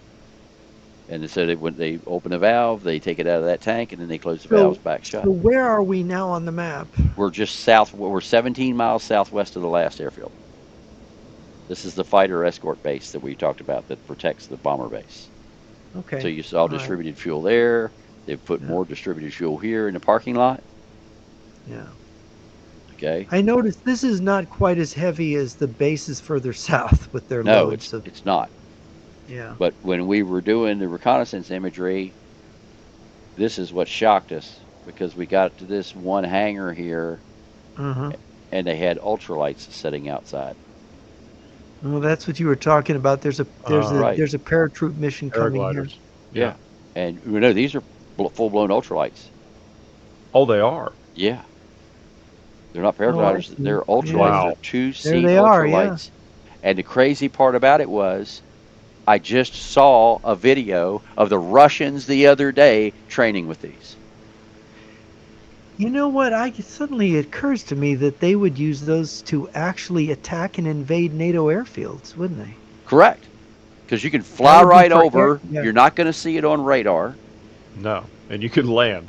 and you can You got plenty land. of space to land. Yeah. And Well, you could but they overwhelm a were NATO airfield, and you could capture the airfield and all the aircraft and the fuel and the bombs and everything.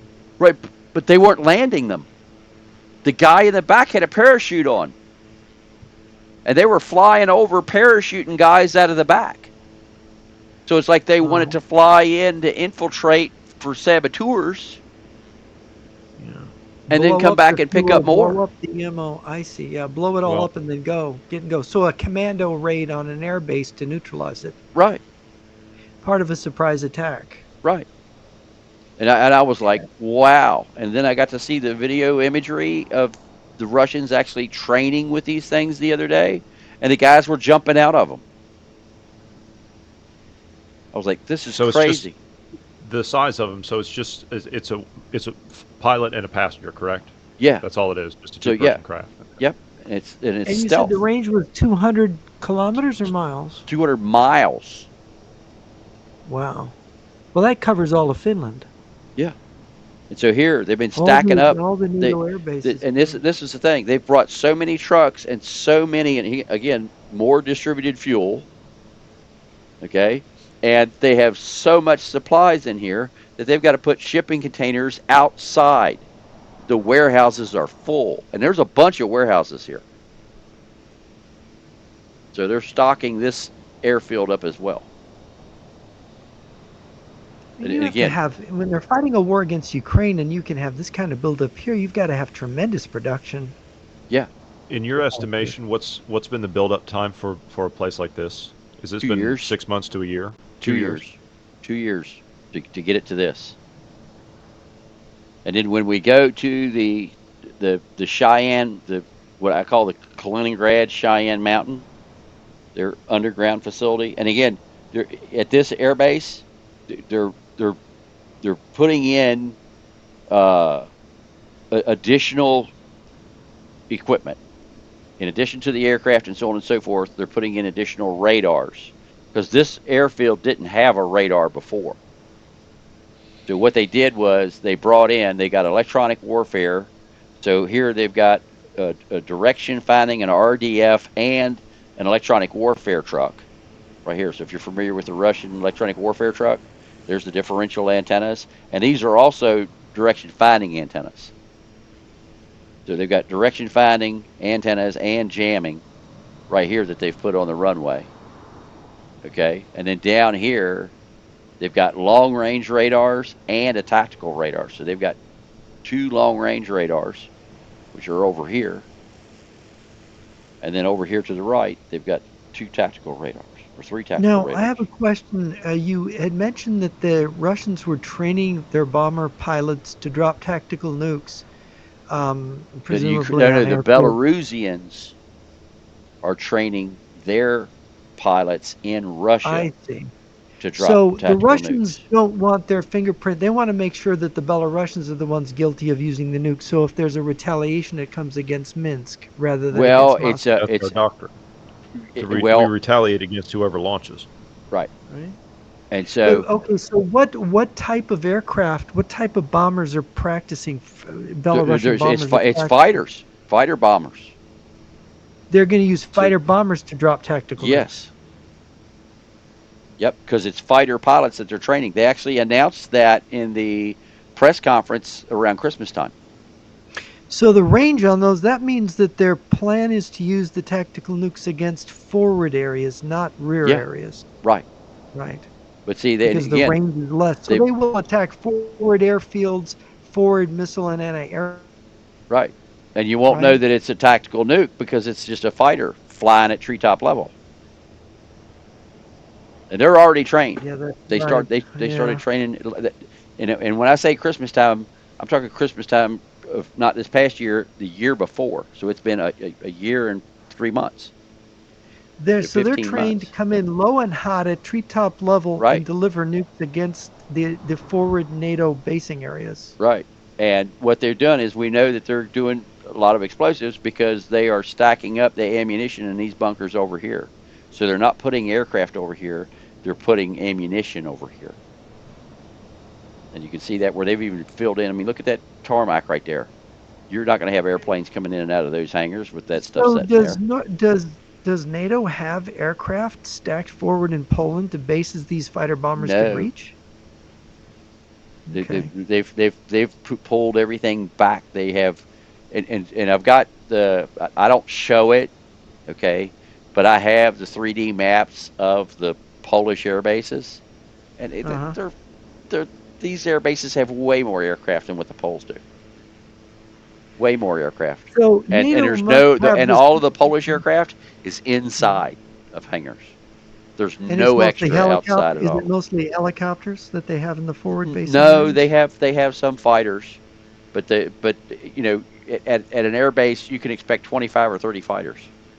That's all they got. So It's nothing like and this. so we're talking about maybe 100 NATO aircraft that are vulnerable to these advanced nuclear strikes then? Right. Because they only got to hit three places. Well, that's still a lot of aircraft for NATO to lose on a surprise attack. Right. Right. But they only got to hit three places to be able to do that. It's just it's And with flabbergasting to me. ultralights, they could capture the rest Right. very easily. They could, yeah, with the deeper range, they could Yeah, actually use the ultralights to go deeper with them. yeah. Well, with the range on them, they could almost be to the German border already. Yeah, that's right. Yeah. Almost. So copy coordinates. Now we're going to fly the S-400 site. And so this site was such a bear for us to make because we all the terrain we have to make ourselves because Hmm. it's not available. The uh, they're hiding it. It's basically what it amounts to. Google's hiding it. Bing is hiding it. Uh, Microsoft Flight Simulator is hiding it. They don't want you to see it at all. And of course, we know about the testimony from the former Google employee that his bosses were communists. Yeah. So we got a good clue as to what's going on there. And we we found this out when I did a show on Putin's private bunker down on a river in Kazakhstan. He has his own. It's the same one where they had the fire at, and everybody said Putin's house burned down, and I'm like, no, it wasn't Yeah, Putin's his dacha house. It was a burned down. Yeah, conference center down the street. yeah. Okay, and so we found that out because I flew that in the flight simulator. 2 days later, 3 days later, we come back to fly that again, Uh-huh. and it was gone. It was forest. There was no buildings. There was no nothing there. And we're like, What did they do? They just bulldozed it all? no, they hid it in this flight simulator because What do you mean they hid it in the flight so simulator? what they do is this takes real map. When you each time I'm clicking, I'm bringing in the latest map from their server. Oh, I see. They're just eliminating it from their They server. just right. So what they did was they covered it over with fake forest. Electro digital, Yeah, digital Maskarovka. yeah, Yeah. yeah. And Digital so mask. what we've had to do is they on this site here that we used to be able to fly around in and see the missile launchers on the ground, Hmm. they put in a map from 7 years ago. So none of this is here. So what we had to do is recreate this whole thing. So you see this berm here? Uh-huh. That's right here in front of the helicopter. Uh-huh. We built everything on this. This is all 3D modeling that we did from satellite imagery because Google disappeared all of this You and literally had to Microsoft start from scratch from scratch. We and do made everything. this. This took Wow. a month. So every blade of grass, the radar that's sitting here, the fences, the buildings, the light poles, every bit of this we had to generate ourselves. Now, Lee, we had mentioned, I think, before the broadcast that there is a Russian buildup in the Kuril Islands north of Japan. Yes. You're watching China and Russia in the Far East. Is there the beginning of a buildup of an attack on Japan beginning? Yeah, that's what the Chinese are doing. And the Russians. And the Russians. Well, the Russians are just moving some aircraft into the area. They've moved about a dozen fighters in that we've seen so far. And but wasn't there But that's only, transports landing possibly troops in the Kuril Islands? I think, no, I don't think they're landing troops yet. I think they're landing ammunition and missiles and things of that nature I to see. So they're support the building up their fighters that are bases there. in the. For those that don't know, the Kurils are north of Hokkaido, the northernmost island of Japan, and this area was Japanese territory seized by Russia at the end of World War II. And it has military basing in it, and of course, with the range, you're able to strike at Japan from the north. If the Chinese are moving on the Korean Peninsula, they would have access to striking Japan in the mid area and the south. Now, So we're talking about a buildup both in the Far East and the West. yes.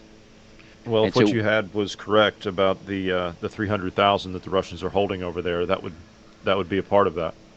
Yeah, that was a Chinese source. Mr. Wang of Luda Media said there were 350,000 Russian troops kept in reserve in the Far East. yeah, That we they now were sandbagging, they were holding those, and that they're more veteran troops. They're more experienced in better quality stuff and people personnel. They did not want to commit them to Ukraine. so what we've found is they have been stacking up these additional radar units. So they can just drive off with these and set up an So where is this S-400. base relative to the Baltic states? This is the one on the Polish border. That's Oh that's my gosh. So This is that's, way yeah, that's south. what you Yeah, would this is way south. expect. Yeah, so this is near Brest then. This is the uh, S-400 facility, right? this is the S-400 facility next to the Milwaukee Gap. Yeah. Okay. We're So 17 they miles from need the these, Milwaukee Gap. yeah, so they need these to advance into Poland basically. Yeah. So you've got all these extra radars here.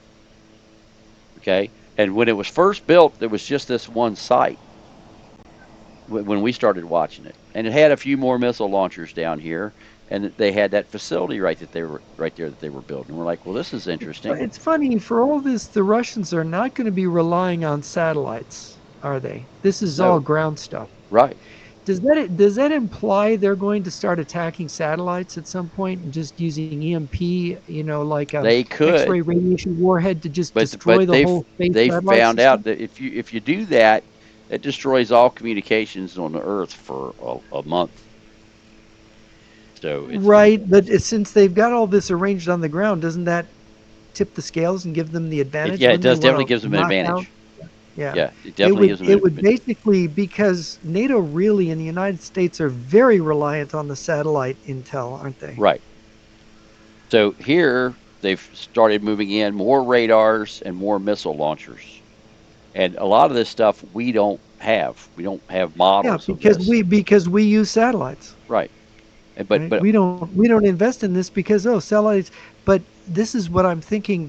This implies that they're going to attack the satellites. yeah. Yeah. Now this Are those radar that S-400s deployed? Did I see that correctly? yes, Behind you? yes, yes. And there's this radar that you see right here in front of me. I didn't have a model of this anywhere.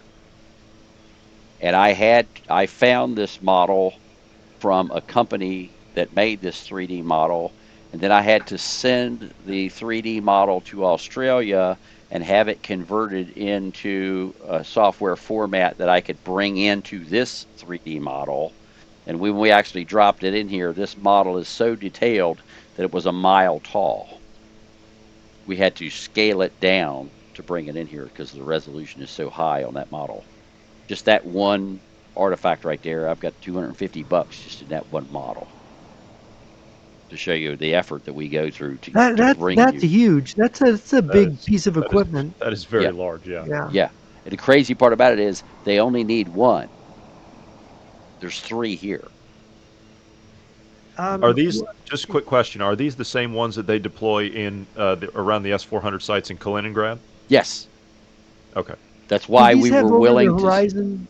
Yeah. Sorry. Yeah, they do have. They have an over the horizon radar up here. I'm going to get to that in a minute.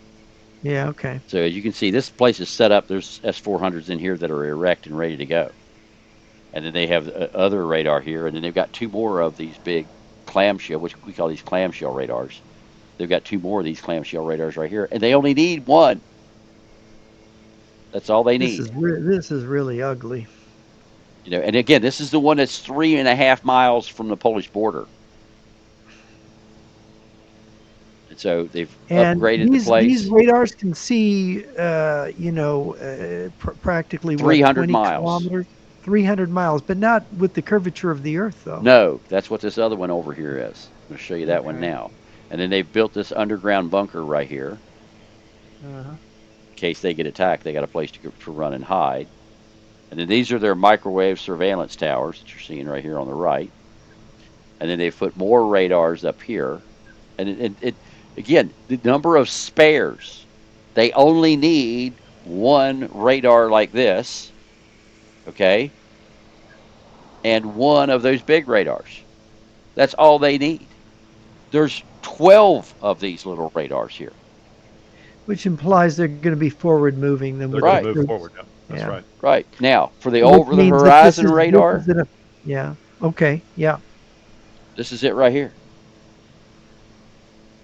Oh, there it Wow. is. The Yeah, Russian woodpecker. yeah. Like That's Russian what woodpecker, yeah. creates that thumping Yeah, noise that yeah. mariners can hear. And also the that we hear Yes. on they jam the HFGCS, Yes. the EAM frequencies, they jam them with Yeah. these. Yeah, there's been a lot of complaints about this. They tuned these radars up, if I'm not remembering right, just before the invasion of Ukraine, didn't they? They Yes. turned all these things on. Yeah, Yep, and I remember. they're jamming the bejesus out of GPS now. Remember when we flew down the runway at that other airfield and I showed you the electronic warfare truck? Hmm. That's what they're jamming the GPS with now. Do they have these deployed in Kaliningrad too? Is that why we can't see in there? Yes, Okay. they have these deployed in Kaliningrad. And their range, you said, is 300 kilometers? 300 miles of picking up an aircraft. Oh, I see, The 300 miles. jamming can go for 1,000 miles. So they could see a fighter skimming the treetop with this, right? Yes, They could see a cruise missile, right? not the new stealth cruise missiles. Okay. Yeah, not the new stealth cruise missiles because they fly That's so good news, fast at and their least. signature is so small. But the problem is with these new tactical radars that they've got in here, they can see Oh, stuff. I see.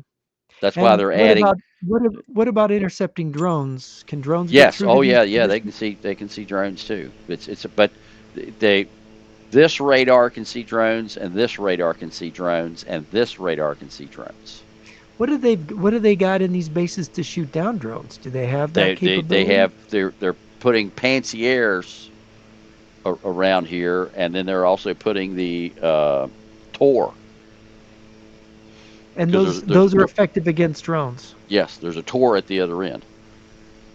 There was a Tor So down at they are determined to protect these sites. yes, and what they've done is they just updated the end of last year. They just updated the new software for the Tors, and so the Tors can now fire at multiple targets simultaneously and fire on the move. Well, that's The important against Tors drones. the Yeah. Tors used to have to stop to fire, and now Hmm. and they can engage multiple targets before when they were stopped, but Which now means you they could put them in a column convoy. of Yep, moving vehicles exactly, and protect them against drone attack on the ex- road. exactly. Yeah. And because they're armored up, they can that the Pansiers is not.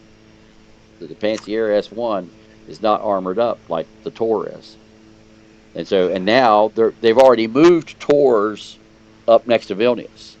We know that there's 6 tors in the woods next to Vilnius. They got moved there about 6 months ago. Does NATO have very many drones, you think, in the Baltic states? They do, but not enough to overwhelm what's sitting here for the defense. Good grief. And So, I think whatever we have, we're going to be in the process of pulling back right. if we're So, following what we're doing now. yeah, So that raises the question, Lee. Is the pullback of 18 kilometers of the NATO forces to the border indicate that they really do have this information? Why did they They do pull back? now. They do now. When did they pull back? When did this The other 18 day, kilometer pullback happen? the 18 it's was about it's a been week within the ago. last week. Yeah, It's been within the last week. yeah. Is it Now, that recent? Estonia pulled back a month ago. Okay. Yeah, some of the Baltics were actually earlier than that, but the Was Polish that pulled back maybe last week. human intelligence? They discovered this by human because they were already cutting Some of them got a phone call from me. Oh, okay, good for you.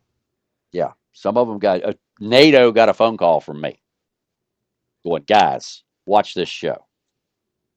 And I sent them a link Well, we're because I was like, y'all or do you not?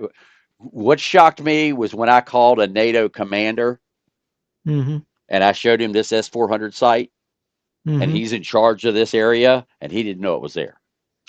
You know, if NATO had raised its air force to protect Poland, they would lose. They would be slaughtered in the air if they ran right into this. Right. And then where we're going to go now here is this is the airfield where they have moved the Su-25s in, the ground attack. Basically, it's the Russian equivalent of an A-10. Yes. So this is going to be the ground attack. So when they attack across the Suwalki Gap, Uh huh. this is the airfield that those planes are going to come out of. This is So forward. the Polish mechanized and armored brigades in the way are just going to be cleared out by this. Yes. So they're going to go in with helicopters to put guys on the ground, and then anybody that tries to respond to do anything about it, these guys are going to come in and blow them away in the convoy. So here we've got air cover, combined arms. The Russians are doing this right. They're Yes. preparing correctly. Yeah. Yep. So this is going to be their air cover. So They are showing respect for NATO. yeah, and I was like, "Are you guys kidding me?" And then I found this other airfield that they're stacking stuff up in, so to support them. But those are they've got 2 separate airfields. One airfield is full of ground attack aircraft, the Su-25s, and then the other airfield is fighters and fighter bombers. So they've got them segregated out that way. And the ground attack guys are closer by about 20 miles. So because these guys are only 43 miles from the border. So by the time that they get airborne and get their wheels up, they're at the Suwalki Gap. Because at 250, 300 mile an hour, it doesn't take long to go 40 miles.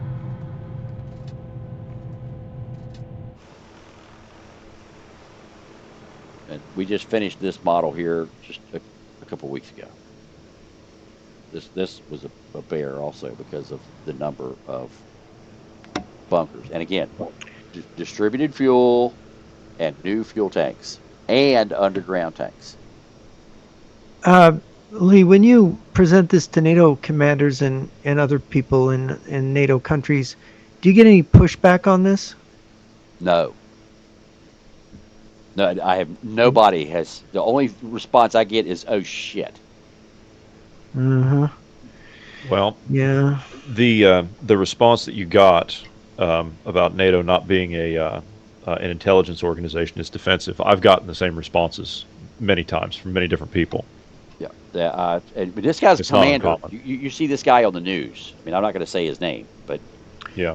Well, my experience going back to my time in graduate school where they were training intelligence analysts for the State Department and CIA was the professors were often Marxists who were training these guys, and yeah, they trained them to be blind.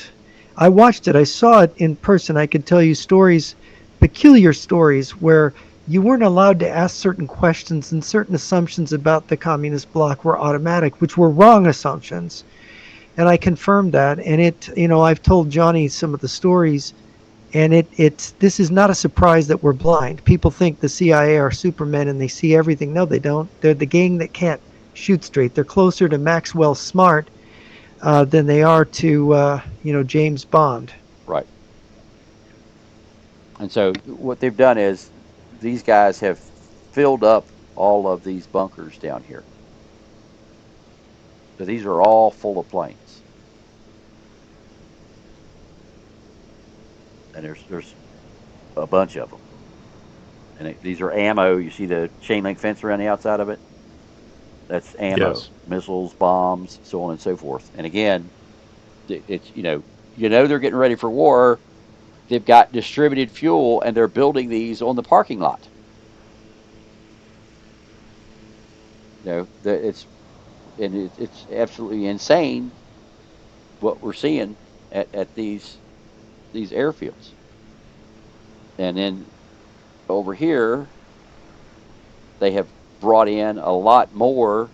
They had underground fuel tanks originally, and what they did was they came in and they put, because we're only 43 miles from the Polish border here. They've put in, not only is it distributed fuel, they've put them in revetments, and they've brought generators in. They've got additional generators in here as well. And then these are the underground fuel tanks right here. These are the vents for the tops of the underground fuel tanks. And again, it's got vents around it. And by the way, the wall is concrete. Those are not the usual underground fuel tanks that they normally do. Right, The big round right, containers. Those are the right, smaller ones. right. Why would you So put in smaller ones? Just curious. I don't know in the answer case to you that. hit one with a bomb, you Okay. take away less fuel, Okay. because this airfield doesn't Even have a though rail line. they're that Yeah, close to each right, other? right. Because you're only going to Okay. hit one or two. You're not going to hit one big one. Better to have a Okay. bunch of them moved around. So they've brought in built a fire department here, and they brought in uh, more fuel, and they've got distributed fuel all over the place. Because, like I said, there's no rail line here. This one does not have a rail line. And again, more distributed fuel, and this is one of the few air bases that they have put the distributed fuel inside revetments. And again, we had to build all of this. Everything that you see above the ground, we had to put in. It was flat. And then they got the Su-25s here. And I'm sorry that they have Ukrainian markings, but those are the only Su-25s I could find. Well, they serve the purpose for this Right, model, so it right. worked. So, but they've got them stacked up in here left and right. And then they also have the radars for S-400s in here as well.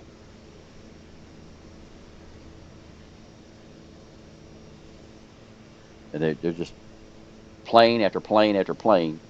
And So do they again, have these S-400s at this airfield as well, or just the no, they radars just for them? have the So radars that for it. means they'll move them in later then. Yeah, They're planning to. Yeah. right.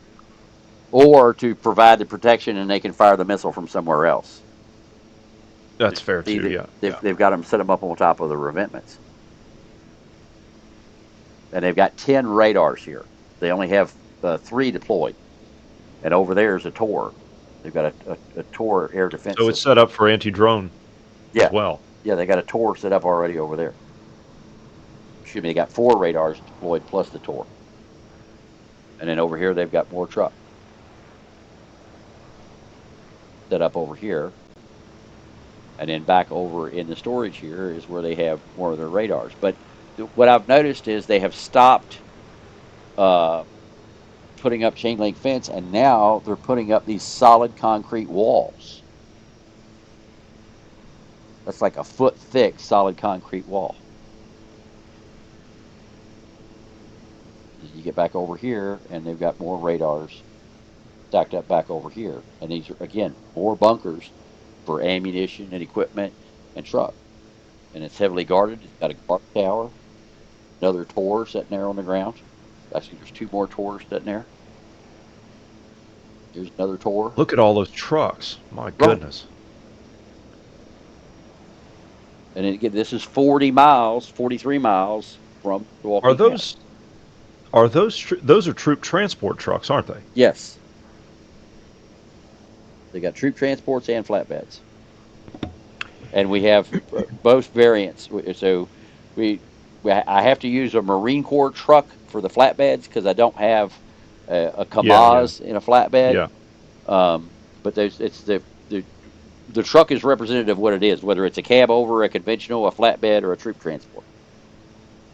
That's all accurate, even down to the fuel trucks. And then this So is Lee, these are the to guys for the that are on ready right out here. to The, clarify the meaning of these trucks, given the the table of organization for a division, they are basically pulling the trucks out of the divisions on the Eastern Front with Ukraine, and they're pulling them into this area yep, in preparation to supply a completely new army. yep. And Yeah, it just and blows me away at the number of trucks that they have moved it here. You see the yeah, Russian troops going into Ukraine on horseback. You see them going well, into Ukraine yeah, in golf carts. You see them going into Ukraine on donkeys, and then you look yeah. here, and there's more trucks. Every time you look, there's more trucks than it was the last time. Well, of course, the road and highway infrastructure going into Europe is much more robust. So, trucks are just more effective than they are in Ukraine, where many of the roads are still dirt roads. Yeah, yeah, And when you get to the thaw, which we're in now, where all that snow melt happens, those dirt roads turn to mucker and are not usable anyway. So you don't even need your trucks. You actually need donkeys and mules and whatnot. right. So Is there, yeah, this was the Belarus side. So the airport I'm going to go to now is the one we just finished. That is the one with the two S-400 sites, and that they've been working on over here. And then I got a couple more airports I want to hit because I got one that we're going to hit up here that uh, they took it off the map altogether and said that they were going to close this airport and they weren't going to use this airport at all. And then what they do, they ripped up the entire airfield and laid out a brand new one with asphalt, or I mean with concrete. They've spent a couple $100 million at this one airfield alone. This is the That one one, that's in the middle of Kaliningrad. yeah, just northwest of the city Yeah. of Okay. Kaliningrad, right here. Yeah. So we're and of gonna, course, it is the airfield that's most likely to be bombed because it's the most far forward, right? no, the most far forward is this one down here, the one that we're Well, getting ready to I fly mean, right now. Kaliningrad is their forward position, and yeah, Oh yeah, there's yeah, other yeah. airfields I was there. talking closest to the line is going to Yeah, be this one. no, I mean these are the forward airfields of Yeah, the Russian yeah, military positions, so they're the most likely to be bombed. I mean, the right, distance between them is not greater just because one's a little bit closer, but right. this is what NATO would hit with their cruise missiles Right. first. And So the crazy part about this is on all of these airfields, they uh-huh. have brand new fuel depots.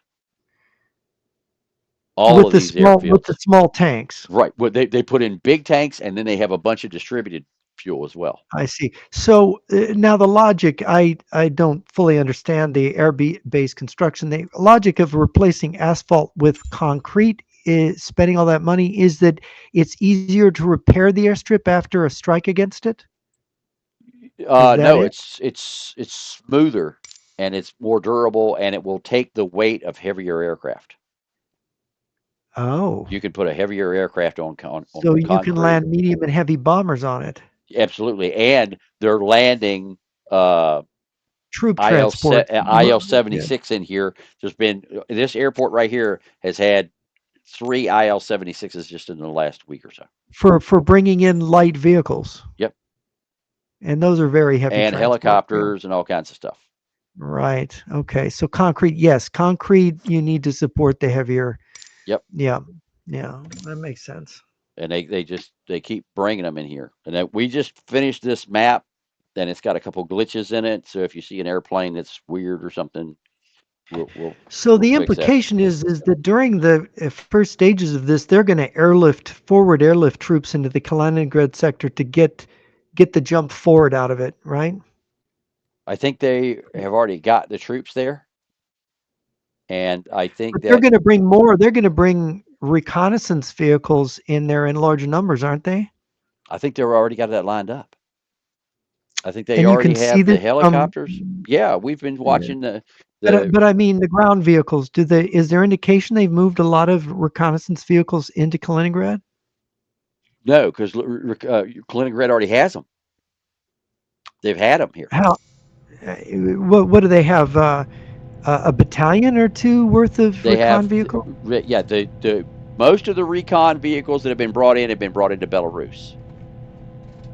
Yeah, but have they been airlifting them into Kaliningrad? Is my question. No, the only thing I've seen them Okay, living airlifting into Kaliningrad is ground attack vehicles, um, missile launchers, and aircraft. I see. Ground attack vehicles? You mean APCs and light tanks? APCs and um, and trucks and aircraft. Oh, they've been airlifting trucks. Yeah, Oh, so that's how they're getting the extra trucks into Kaliningrad. yeah, they're They're flying them in airlifting in them. IL-76s. Oh, okay. That And was I was you yeah. say you've had 3 of them land in the last 2 Week, weeks? week and a half. In the last week? Yeah, right on this airfield. And what they do is they circle around it and then they cut their transponder off. Well, where are they landing? Right here.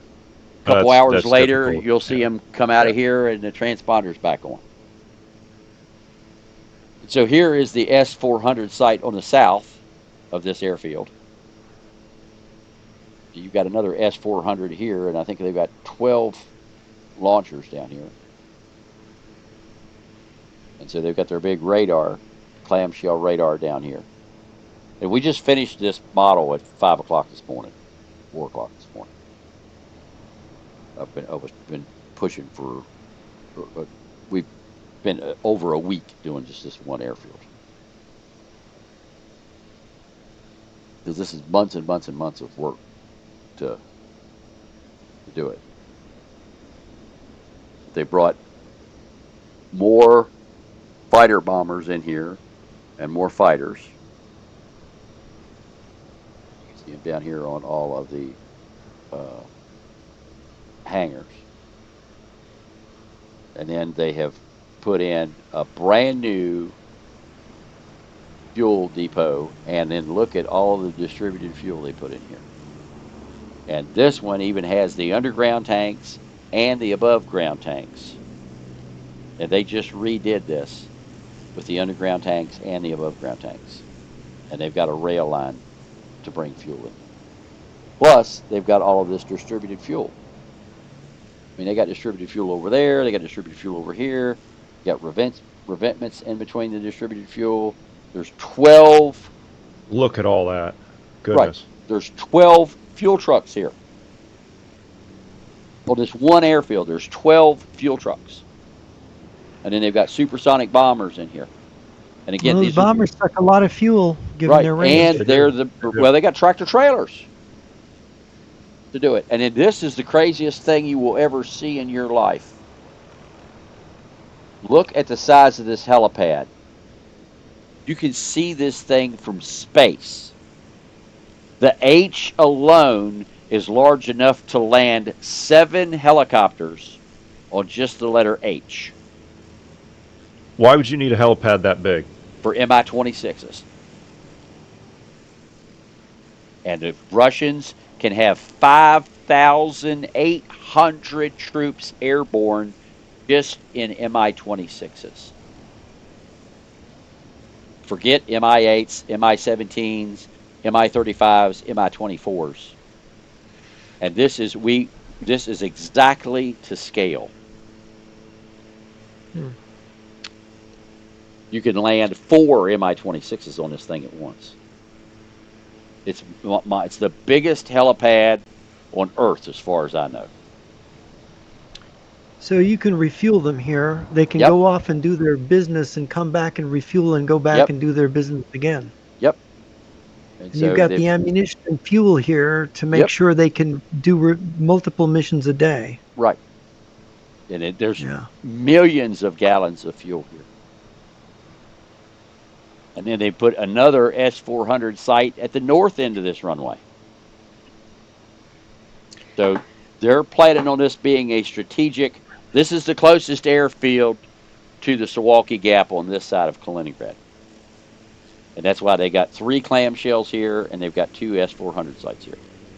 So they can airlift whatever pilots or troops they need to augment this, and they can basically stop any kind of NATO move to counter an invasion of the Savaki Gap and attack any airfields or anti-aircraft sites that are in range.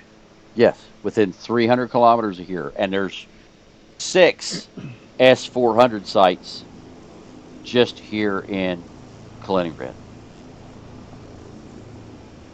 And one And each S-400 site. site, yeah. And how many missiles? How many S-400 missiles would that be? Oh God, there's we're well. Are you talking about not counting what's in bunkers? Probably 600, Well, what's good for immediate use to repulse an immediate attack from NATO? about 50 per site. Okay, And so that's there's six. 150. Yeah, Well, no, no. that's more There's than they would six need to repulse sites. an attack. Six Oh, sites. six. Yeah, Oh, not no. Oh, I see. So that's 300. right. That doesn't count the ones that are underground. Underground, I'm estimating they've got close to 700 to 1,000 S-400 missiles.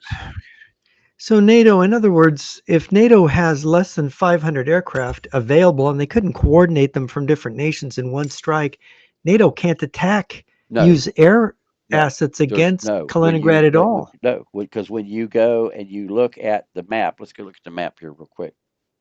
When you look at the map, so S-400, S-400, and then here you've got the big missiles, okay, and then when you come over here, you've got this S-400 site down here, which has the more advanced radars, okay.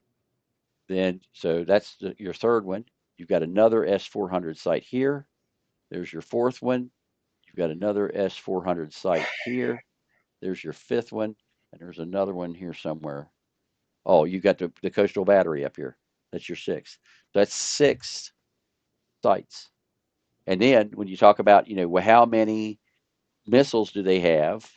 Okay, you got, and there's an S-400 site there. Okay, there are eight tractor trailers in each one of these with four missiles per tractor trailer. And then look at all Now, these bunkers here, and then look at all these bunkers over here. So that's now why, you're thinking they're going to start this in September, this operation, or after, but I don't think they will or before after. September. Right. Okay. So October becomes the month later this year when the weather is perfect for operations in the South China Sea and around Taiwan. Do you think that the Chinese could make a move at the same time so that we're I facing moves I I simultaneously think from that the Russia and China? Russians are going to move first, and then depending upon once the I think the way that the Chinese want to do this and the Russians are going to do this is they want to get everybody wound up and moving towards what's going on in Europe, Uh-huh. and then smack them in Asia. So in other words, get all the American reaction towards Europe and then strike in the Far East. Yep, After you So panic the Europeans. correct. and that's going to be an attack on South Korea and Japan at the same time, you think? Yes. That's interesting. Yep. And they're already looking at Australia in case Australia wants to respond. Australia's military is in terrible shape. Right. Yeah. That's National Guard, Yeah. basically what they got down there, from what I understand. There's the headquarters element of one American division in Australia for forward deployment, but I think that's it. Yeah. And then, everybody goes, oh, well, the U.S. has got Guam and We've opened up those other old airfields from World War II. Well, Hmm. China's got Guam killers. That's 5,000 kilometers. There's not a Yeah. single island that we have down there that we can do anything about it. You know, So you think they can neutralize all the islands with missile oh, strikes? absolutely. That's what they plan to. They Hmm. plan to.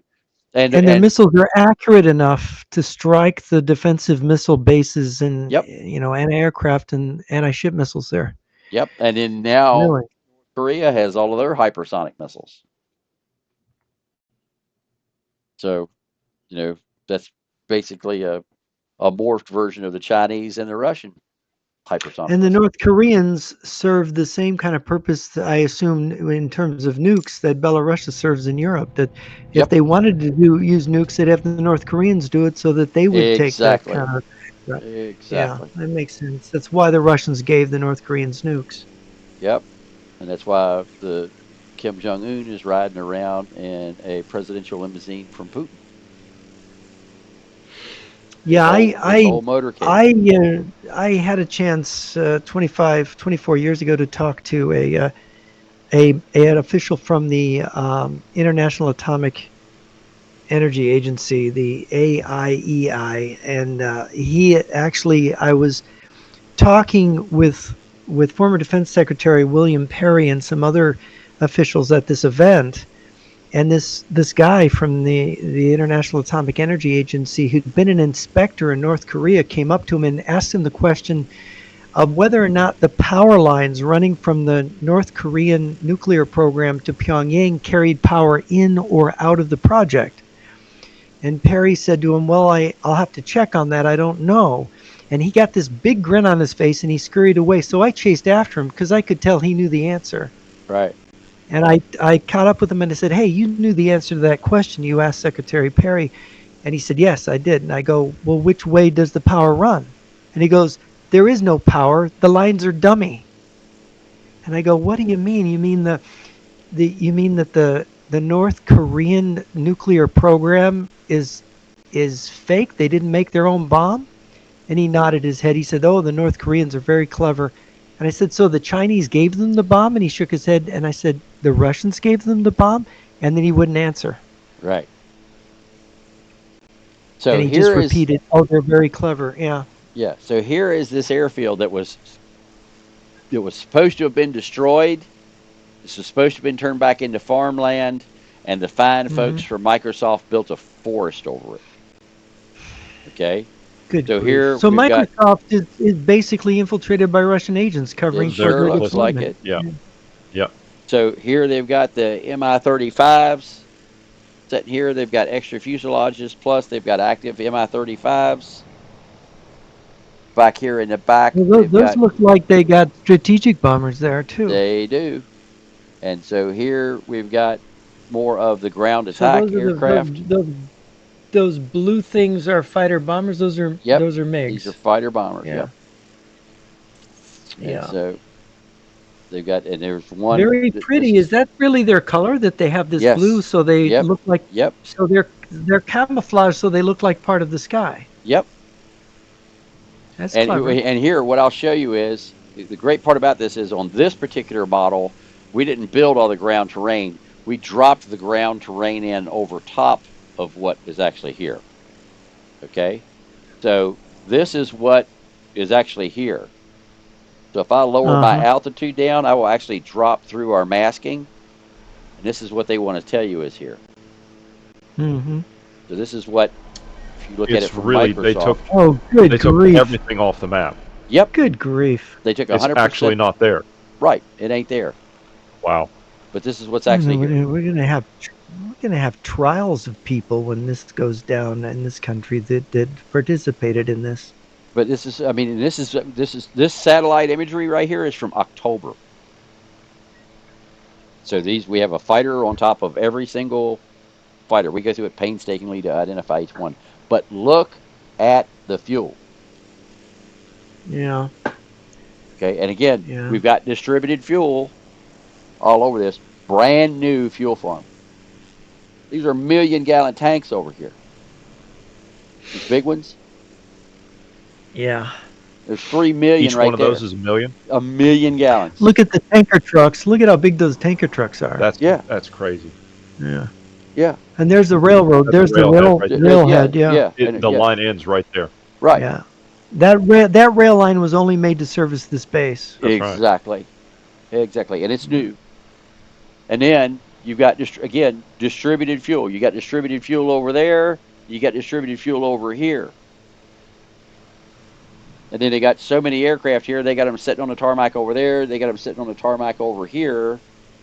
Now, you said this was last October. Is this updated for the aircraft positioning, or is this only the aircraft This last is the October here? aircraft that were here October the 28th. This is the last satellite imagery I have of this base. So we Yes. don't know what's sitting in there now. No, but I can tell you that I've got IL-76s landing here every week. And then this So they're bunker over here full continuing to of bring They're, in they're, ordnance? Is the that? buildup is still Yeah. continuing. Yeah. this Yeah, that's bunker over crazy. here is so large. I didn't have one big enough. I had to put two bunkers together. There's actually four bunkers here. Is how big that bunker is, full of ammunition. Took me four bunkers. That bunker,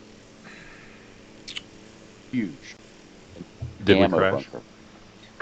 I'm still here. Okay. Uh, yeah, I'm here. I don't know why OBS disconnected for a split second. Um, back. Um, but anyway, so that's how many are here. And now what we're going to do is we're going to go over it. I want to show you guys um, the uh, the underground facility that they have put in, and this is where I'm talking about. Where and this is the airfield that we're looking at is right here. Okay, so this is their underground command and control facility over here. And I've got IL-76s that are now starting to fly in here for the first time. We've seen IL-76s coming in here. So if you go back to uh, 2010, there was nothing here. And they just started. Okay. If you go 1 year through 2007, this was an old abandoned airfield. There was nothing here at all. Okay. You had an old farmhouse over here. That was it. So then, The substation is not even in no, at that point. They no had to put a whole new substation. substation in. Yep. And it's a massive substation. And it's fed by two different power generations. So if you, excuse me, so if you go to 2010, that's when they started construction on the facility. Okay. The war in Ukraine started in 2014. So by 2012, they had built the facility, but they didn't even have the tower in yet. So they're not done. They're still working on it. 2014, the war starts in Ukraine. Poof, all of a sudden, the tower's here now. You can see the tower there. At the exact same time, you can see that they built the substation for power up here. Here's the substation. Now, this is one of the controversial things, Lee. Then the people who claim the Russians can't train enough troops to make up for these even the losses in Ukraine, you can track their training bases. You have a good idea of how many Yeah, troops they're training right now. Okay, how yeah, many troops are they training now, according to your estimate? more than 1,000 a week. But now, how many are in training now? Oh, in training right now, there's Yeah, probably 10,000. 10, only 10,000 troops training right now. Yeah, at a time. What So they're per doing is week. yeah, per week. So they're pumping out. The Russians are pumping out. You're saying, I'm asking you how many troops total are in training now, not how many a week they're pumping out. But you're saying There's 10,000 a week 10,000 are in there's 10 there's just in Belarus. They are pumping out per each. There's so it's each military base is pushing through 1,000 troops a week. Each one of the training areas. Okay. So the one at So Brest okay, is 1,000 10,000 a troops a week. week. So okay, Yeah, so you're total of saying 10,000 a week. Yeah. okay. So you're saying they're going to be ready for September. That's 6 months from now. So that is approximately 25 weeks, 26 weeks. Let's say it's Yep. 25. That's a nice round number. And it's That's a quarter of a 10,000 million. a week. Yeah, 10,000 times 25. a quarter of a million. That's quarter of a million troops between now and then. Yep. Are those the troops that are going to be involved in this attack? Yes. So Along Plus, with the given what they Belarusian troops. So plus, what they right. do is they're bringing troops in. So they fly them in. Let me bring the map back out. So this is where you get your 400,000 number, Yes. So well, right? no, they got 400,000 there now. they've got 400,000 ready to go now. So they're going to have 800,000 troops ready to go when this is ready? 650,000. Say okay, 650. And then if Ukraine collapses, they've got the another 650,000 from that front. And then if they turn the Ukrainians around, we're talking 2 million troops to invade Yes. NATO with. So what they do is the troops are being flown in, and we follow the flights. We follow the flights out of Cuba. We follow the flights out of South Africa. We follow the flights out of the Middle East. We follow the flights out of China. And what they do is they fly them up. So they were flying the ones that they were flying out of Africa. They were flying them into Syria, and then they were taking them from Syria, and they were flying them from Syria up, and they were feeding them in Syria. So because it's too long So of a so this flight, they got is because they don't have food on these flights, and they pack them into the transport planes, the IL-76s and other planes. They pack them in there like sardines. So yeah. so what they do is they pick them up down here. They were flying them into Syria, and then they were flying them from Syria up into Moscow, and then they fly them from Moscow. Once they get processed through in Moscow, they fly them into Minsk, and then once they fly them into Minsk, they fly them into. And I need to change maps to do this. Uh-huh. So Some of those are actually the ones that they rile up and they send over to the border with Poland as well from Belarus. So yes, they yes, basically are raising an international army. They don't have to rely simply on Russian manpower to do this. correct. They're not. They're not. No, they're not doing the only Russian manpower are the troops in Kaliningrad. Um, So what they're doing yeah. is they have Wagner training. They have Mhm. Wagner training in Africa, and they have Wagner Mhm. training in Belarus. And they are training South African troops and Middle Eastern troops and Asian troops. And so Something yeah. they what they do is they drive the meat waves. So they take the South African troops and the North Korean troops and the Chinese troops, and they push them out into front and let them absorb the bullets. And when they're So not making any th- more forward yeah. advance, then they fire in artillery. So they have their loss leaders already set up for losses. Yep. But what occurs to me in this deployment, seeing all this, is Napoleon's famous victory at Austerlitz. Napoleon later made these comments that the secret of winning a battle is to change the axis of attack in the middle of the battle unexpectedly. That completely throws the enemy off balance and allows you to destroy him. This almost looks like that exact idea that the Russians, with everyone focused on them attacking Ukraine, they're shifting the focus onto NATO, basically throws everything out of whack in terms of how Ukraine and Europe are prepared in their defenses. It dislocates everything at once and creates a massive opportunity for a very quick victory for Russia. It does it not? Yes. Yeah, this is classic. I think Clausewitz, you could say this is Clausewitzian. This is, um, and then it opens the way for a double envelopment attack on what remains of Ukraine, if at the same time they move out of Transnistria. Do you ever look at Transnistria and the Regularly. Russian?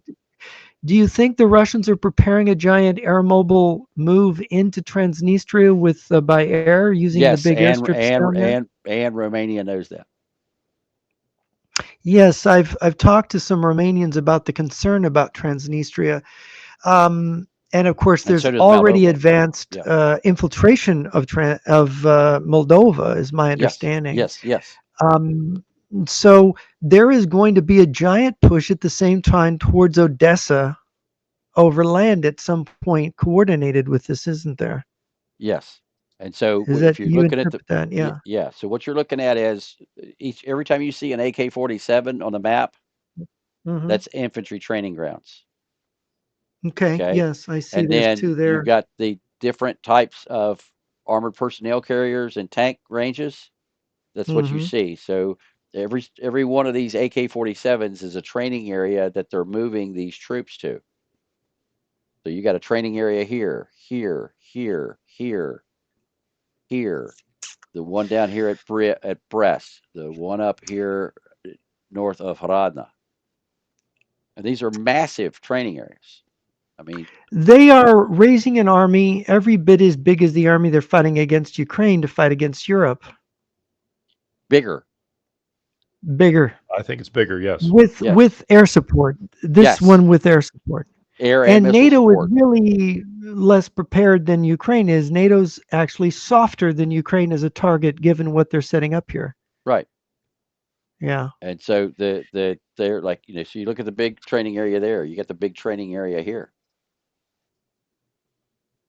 I mean, these training areas are huge, and we should. When I get Yeah. done flying this airfield that I'm going to show you for the underground facility, when I get done there, we're Mhm. going to come back here and we're going to fly this training area here, the one that's north of And Haradna. this is all going on in real time right now. Yes, sir. Every day. So they are preparing for a late summer offensive on NATO. Or early fall. Yeah, I mean, you don't prepare this large of a force to just yeah, you don't prepare this size of a force to just go there and sit around and do nothing, they've been building this force do for you? 2 years. No, Mhm.2 years they've been building this up. Yeah. 2 years ago is when they started lining the trucks up. And the crazy part about it is, so and Right. that's what I tried to call you last night, Johnny. They cut off the surveillance cameras along the border with Estonia, or excuse me, with Lithuania yesterday. Who turned off the The cameras? Russians did on which side? on On the both Russian side, sides? on Belarusian and the Russian side. On the Russian side? Yep, So and They they cut don't off want to see anybody. They don't want to show the vehicle buildup on the board directly on the right. border. And Then when it so I happened, only have yeah. one Well, that camera that's still watching. I have a camera on this border crossing right here that looks back down the road into Belarus from Lithuania, and we can see that the truck that is sitting on the front row over here is the same truck that's been sitting there for 6 months. It ain't moved in 6 months. what does that mean? That means it's not a traffic jam. It means that's intentional.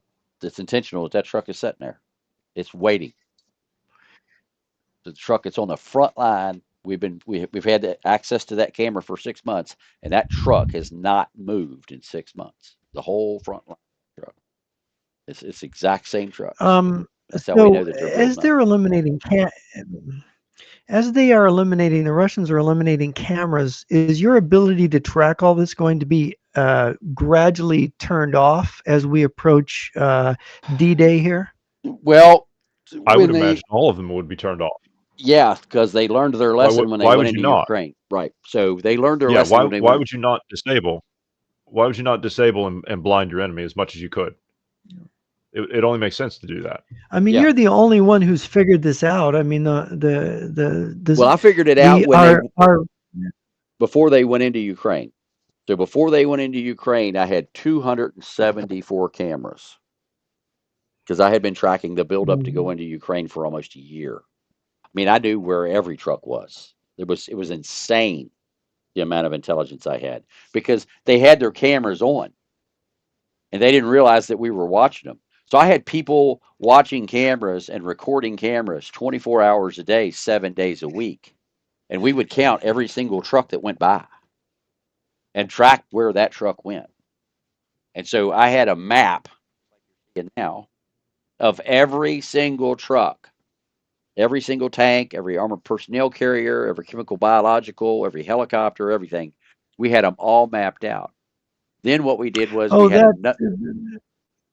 we Yeah, had go we ahead. had another map that had all of the cameras that we could find. So sue me in every camera along the border we had. We even had cameras in the at the nuclear at the nuclear power station at Zaporizhia. So we had all those cameras set up. So when the attack started, and I knew that the attack was coming because some of the cameras actually showed the tanks and the armored personnel carriers on the border, and we knew the Hmm. attack was coming because we saw the troops getting into the tanks at all of the places Yeah, at once. And we're like, yeah, it's going to come in the next 72 hours. And everybody's like, how do you know? I yeah, was like, because all the guys were getting into the trucks. yeah. And they're You sitting know, on the road right on the border. right? They're Sure, sitting, of course. they're within a quarter of a mile of the border, and the trucks are the trucks are trucks and buses are coming in and unloading troops, and the troops are getting in and they're firing up their tanks. They're firing up the helicopters. They're firing up all of the equipment, and this is taking place along a front that's 1,000 kilometers long. Five You know, weeks before the invasion, I was shown NATO maps of the Russian exercise, and I could see it was a double envelopment attack. And I told the people, they're going to attack. This isn't an exercise deployment. right? And it was, they did. I said they're going to use helicopters. They're going to use paratroopers to come in behind Kiev. I could Yep. tell by the way they were deploying them, and that's exactly what they did. So you can read these things Yeah. in advance. If you know something about operational art, you can see what they're planning to do just by looking at the deployment. Right. So It's I, not I it's not that hard. I told everybody they're going to go in the next 72 hours. The next 24 to Yeah. 72 hours. And then everybody called me a liar and I was crazy and I didn't know what I was talking about. I'm like, Yeah. okay, whatever. 48 hours after I made that prediction, they went in. We were Yeah, Igor showing alert. Yeah. we were showing live the armored personnel carriers and the tanks and the artillery coming across the border. We were Yeah. showing it live. No, it was in fact the Pentagon knew that they were going to attack months ahead. They were also warning the Ukrainians Well, the crazy that it part was about it gonna, was I'm showing it live coming in, and YouTube said that it was misinformation and took my channel down. Oh yeah. Yeah, I had people when I was on Twitter or X, whatever, telling that it was going to happen. People were making fun of me, Yeah, and then suddenly they had to say, "Oh, I guess he was right." Yeah, and it's funny. The Center for Security Policy. I was talking to those guys, and I told them it was going to happen, and they published an article by Larionov, a former Putin advisor, saying, "Oh, no way, he's going to attack." It was within a week of the invasion. And I thought, oh my gosh, how embarrassing that they published that. And it's still up on their site. It's right. like a guy saying, oh, no way, Putin's not that stupid. He's going to attack Ukraine. Well, Very strange how people, do figure things. right before we got on the air, I was trying to find the video from Amir Whiteman from Israel, who Yes. had said in October that he knew that Putin had given the Palestinians, Hamas, $100 million 3 weeks before October the 7th out of his own account. And I wanted to show that video because to show that, it was out there. And I have been searching every single video of Amir saying that has been scrubbed. You can't find it anywhere. We've got And a lot of Moscow's little helpers out there on the digital land, don't we? yep, and I am actually in contact uh, with Amir, and he just texted me on uh, X an hour ago. I said, I've been searching for it for 2 days. With every link I find, they have removed the video. I said, I would like to have you on my show sometime to talk about Putin's funding Hamas and Hamas's attack on Putin's birthday of October the 7th. And he just Yes. responded back to me with pleasure. So we're going to Yeah. be having Amir Whitman on a news broadcast to talk about that funding of Putin supporting Hamas. Do And you think do you think Americans involved in this digital covering for the Russians, do you think that that qualifies them as being under some kind of law, breaking some kind of law? absolutely, I mean, absolutely. if I mean, you're what I don't, falsifying data to compromise the security of the United States and its allies to the advantage of an enemy, That's right, treason. absolutely, it exactly. seems to be adhering to the enemy, It's aiding and abetting a foreign adversary. a yeah, an enemy. When we end up at war with them, these Right, people can be arrested and interrogated, can they right. not? And what gets me is, you know, they we all know that Scott Ritter is a two-time convicted pedophile. We all Yes. know that Scott Ritter is a Russian agent. Yes. Look at his wife. His Right, wife's his handler. right. You know, on the anniversary of the invasion into Ukraine, Scott Ritter was at the Russian embassy drinking vodka, celebrating the 1 year Mhm. anniversary. Yeah, He he's The also FBI, attended the Victory Day parade in May of right, 2023, I think it was. do you right, and suppose he that a spoke guy to the yeah, Chechens. He went over and spoke yeah, to what's his he name's did. entire group. Connie Rev, yeah, Yeah, Connie Rev. Kadyrov, yeah. Right. What yeah. why Um, why is he not in jail? well, that's interesting, and of course, he should be put on trial, and if Well, the he's found FBI, guilty, he should be hanged, shouldn't he? he Yeah, should, but the FBI actually raided his house about yes, 6 months ago, I covered it and Mm, live. did you? Yeah, And he made a public statement. Ritter made a public statement about it. I remember the statement that he made regarding it, and he said, "Look, I'm a journalist, and I get paid for my contributions, and oh, that good means grief. right there, he's taking money from the Russians, right. right there." He's And what on about Colonel RT's website as a Yeah, contributor, as an employee Yes, yeah, of he RT. is. He's on yes. their website. Yeah. And RT's banned Uh, in the United States, so how is he allowed to yes. talk?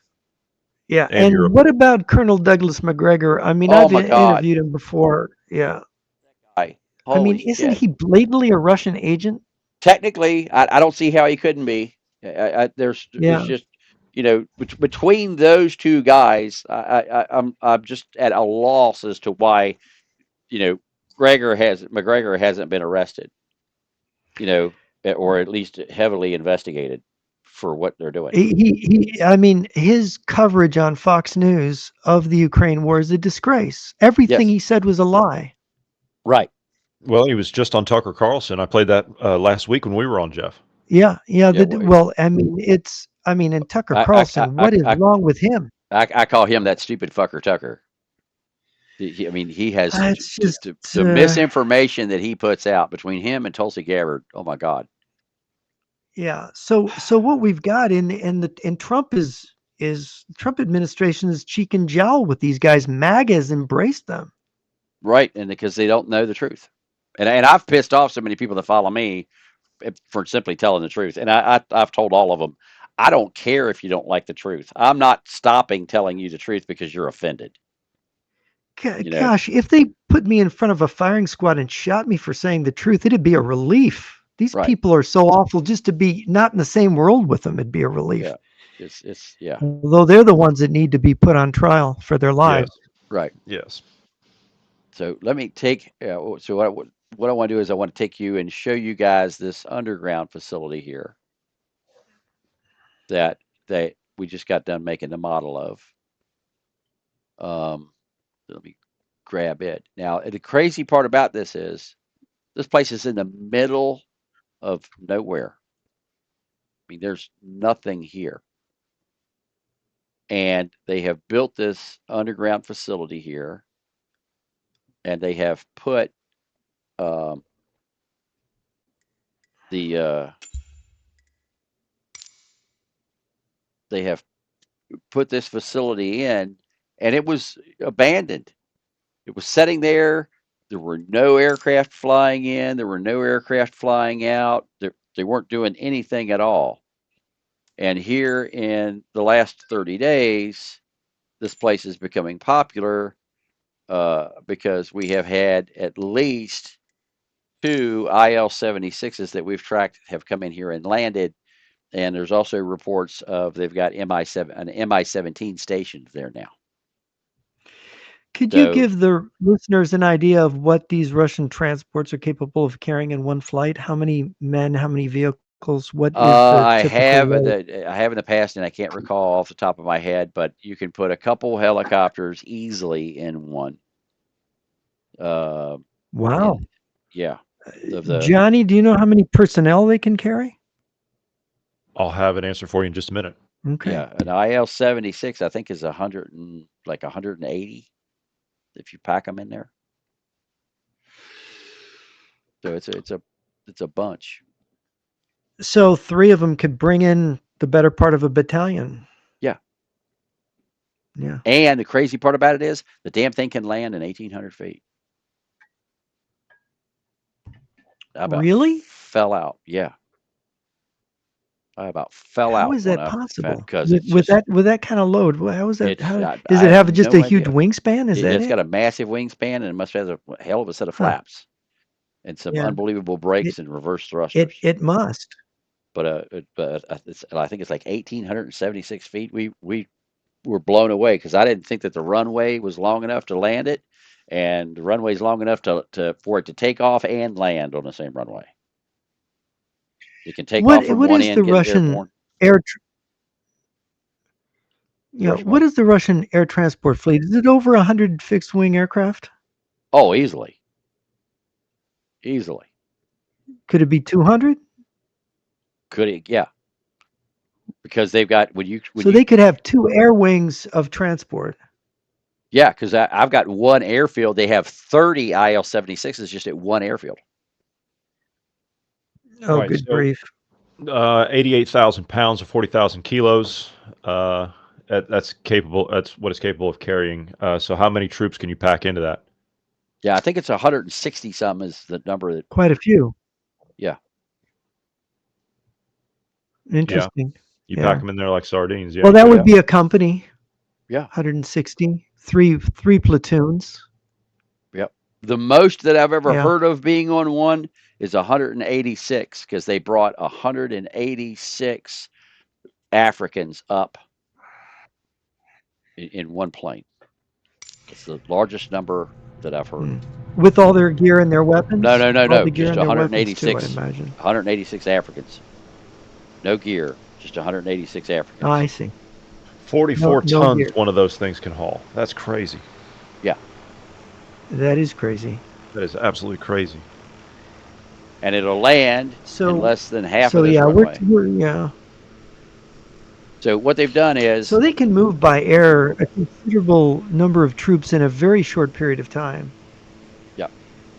So this is the underground facility, and here is an IL-76 sitting on this runway. And that thing from the starting line back here can take off, get in the airborne, and come back down and land before they get to the end of the runway. That's it. This is the underground. This is what I call What's the length of that runway? Do you know off the top of your head? 6,500 feet. 6,500 feet. Yeah. And so, That's more than 2,000 yards. yeah. So I know because we just measured it the other day. So Yeah. Well, that's they just have, over a mile, yeah.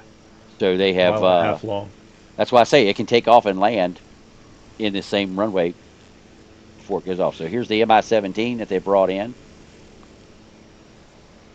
and then over here they've got. So where refresh our memory? Where is this airfield? Where is This is this? This in is the northwest side of Kaliningrad. This is yeah. their, This is yeah. their So this is Cheyenne Mountain. basically made to receive yeah, this is made to receive a large number of troops by air. So this place is made to be reinforced by air. Yeah, and there's nothing That's I'm what this else shows. assuming here. I'm Yeah. assuming there's going to be a clear out at some point in the near future, and they're going to start putting barracks in. I'm assuming. No, I think this is just Not going to if the remain. troops, when they land, they move out against. Yeah. So this is the Yeah, power. So this is this is if you're Cheyenne Mountain for the U.S. This is the Russians' version of Cheyenne Mountain. And look at the. This is their substation, and they've got power from two separate sources here because there's 6 transformers, and they've got 2 generators this is for running the air conditioning for something that's deep for. underground, Yes, right? sir. And we're going This to fly pumps to that air here. into it, Ventilation Right. system, yeah. Yep. ventilation. And Yeah. we're going to fly. We're going to fly to that right now. But what they've been doing is they have been flying. I think they're flying supplies in, and so they've given them a helicopter now because they've got a helicopter here now. Because in the last satellite imagery, we had a helicopter on the ground here, which we never did before. Of all the imagery I've got of this place, never seen a helicopter until just a few months ago. Then, just about a month ago, we started seeing these IL-76s coming in here and landing. And I was like, an IL-76? You can land an IL-76 at that place? And then we started looking up the specs, and we're like, holy shit, yeah, you could definitely land an IL-76 here. But this Well, is, I mean, this is the thing. This is made to airlift large numbers of troops into Kaliningrad very quickly. yeah. This is what this is made for. But this is their So command and this is control facility a right here. forward basing area that, yeah, right. This is They're their going to under. pour in. There's going to be a massive airlift into this place. Yep. So this is their command and control. Just like I said, this is their Cheyenne Mountain. Because before they went into Ukraine, they built this. This was an old abandoned airfield in the middle of nowhere. I mean, there's no town or anything around this. This is just here. And how deep is the bunker? I think it goes pretty deep because the size of how long it took them 2 years to dig the holes. So there's 2 years of And do we underground have construction. imagery of the Yes, construction? yes, Do you have imagery of the construction? yes. Uh, So there's 2 years of them digging holes before they built the buildings on the surface. so what is that? 5 levels underground? Probably. And it's big. I mean, you can see the size of the building that they built on top of it. Can it take a direct nuke hit, do you think? I don't know if it'd take a direct nuke hit, but you could definitely hit it with artillery with no problem. It ain't Cheyenne Mountain, but it's their version of it. Mm-hmm. I mean, Russia has a Cheyenne Yeah, Mountain of their own. Cheyenne They Mountain actually have. isn't hardened. Yeah, not anymore. They moved out of Cheyenne Mountain. They're in the basement of a building at the Air Force Base down the road. Yeah, Cheyenne Mountain is not hardened enough. The Russians have those underground cities in the Urals. There are several of them. Right, Yamanto right. Mountain is the Right. one that's gotten the most attention, but they're huge. It's inside the beltway size of Yeah. underground. They're saying there's 50,000 people underneath these cities. Yeah. In each of these cities, there's 300,000 workers. And this is where their defense industry is located, and it's underground tunnels. Their copper industry, a lot of their, I think Peter Pry thought they were able to build nukes and missiles under there. I wouldn't doubt it. Yeah, I wouldn't doubt it. But if for a comparison size here, I'll show you guys how big an IL-76 is, and then you can see why that you can put a couple of helicopters in it because I can actually. Yes, they are not small. They are massive aircraft. Yeah, I can actually fly into So this it. is 4 jet engines, or Yes, four, is it 6 jet engines? How many Four. engines? Is four. Four, four? two Uh-huh. on each wing. Yeah, Yeah. but to give you an idea of how big it is, Yeah, that's a big bird there. Yeah, look at the wingspan. It's all wing, this thing. yeah. But I'm gonna fly into it. Okay. So that's inside of the aircraft. So you can put, Look probably at the wheels three. to support it in the front. Look at Yeah. that. You can put, probably 3 Mi-8s in one of these. If you put one in the front with its But boom you going gotta, back. you got. Oh, So it's she's a big bird. And then they also have the Antonov AN 125s, which are even bigger than this. And they've got a bunch of those Those are too. bigger, yeah. Yeah, Those are massive aircrafts. Can yeah. those things You, carry tanks? oh my God, yeah. Yes, they can. Mm. Yep. And the front nose of them open as well for loading. Yeah. If you want to see those, I have those. That's a wonderful capacity, capability to have. Yeah. If you go to main menu, I can actually take you to the Antonov The factory. IL-76, if I'm not mistaken, the IL-76 is comparable to our Globemaster, is it not? Yes. Yes. Yep. Very much so. They're almost And what's the range? Yeah, what's the range on that aircraft? thousands of miles. So it could go over the Arctic and grab an old defunct Canadian air base that used to be part of the DEW line. 8,500 kilometers to Oh, answer good the question. grief. You could go to Chicago with that. Yeah. Right. Yeah. Never mind. You could go. Oh my gosh. It'll do 6,700 kilometers at full capacity with 40-ton payload. Yeah, you could land in Milwaukee with troops. Yeah. Yep. So I'm going to show you how big a Antonov is. I think I have one at this airfield here. This is the actual Antonov factory in Ukraine, and they have a We're collection seeing of. giraffes right now. Yeah, yeah. Well, it takes a bit to load. Giraffes would be a welcome sign at this point after what we've seen. Yeah, maybe that's the safest place to be is in view of a giraffe. Yeah. The No, if you go lion. down there, you get scooped up by Wagner and you Yeah, get tossed out of the Right. front. that's Right. right. You get taken by Wagner. Yeah. Yep. And you know, my wife was because she gets the news and she passes me news stories. Yet 100,000 dead Russians in plastic bags. I was like, yeah. I saw that a couple of days ago, yeah. A And I hundred said, thousand dead Russians in plastic bags. Where? in Ukraine. There's actually more than that. There's close to 500,000 dead Russians in Ukraine that the Russians won't take back. So, And so, do you believe the Ukrainian figures that the absolutely, Russians have lost nearly 900,000 men? absolutely. And the crazy Yeah. part Well, the about it Russians is, believe the crazy part about that is that's only the bodies Hmm. that they can verify. So, say for example, because I know how they count. If an a APC gets hit and that APC has 10 men in it, but the Hmm. APC is obliterated, and that only counts as Hmm. two guys because the They only APC has count the the two men. driver and That's the right. driver, yeah. yeah. Okay. Yep. Um, which is interesting because they've lost over 20,000 fighting vehicles, armored fighting vehicles, Yeah. according to the Ukrainians. And they can Right. count those accurately because they can see them Yes, from they do. satellites. Right. Well, Yeah. depends upon So what they 20 hit it and with. 10,000 tanks, 20,000 Right. vehicles, armored fighting vehicles altogether, but 20,000 of them, I mean, 10,000 of them are tanks, more than. Right. And they're out of tanks. And what is it? Then the tank crew is 4 guys, right? Three. Oh, they only have 3 crew on Yeah, a because Russian tank? they have an automatic gunner. They have an automatic loader.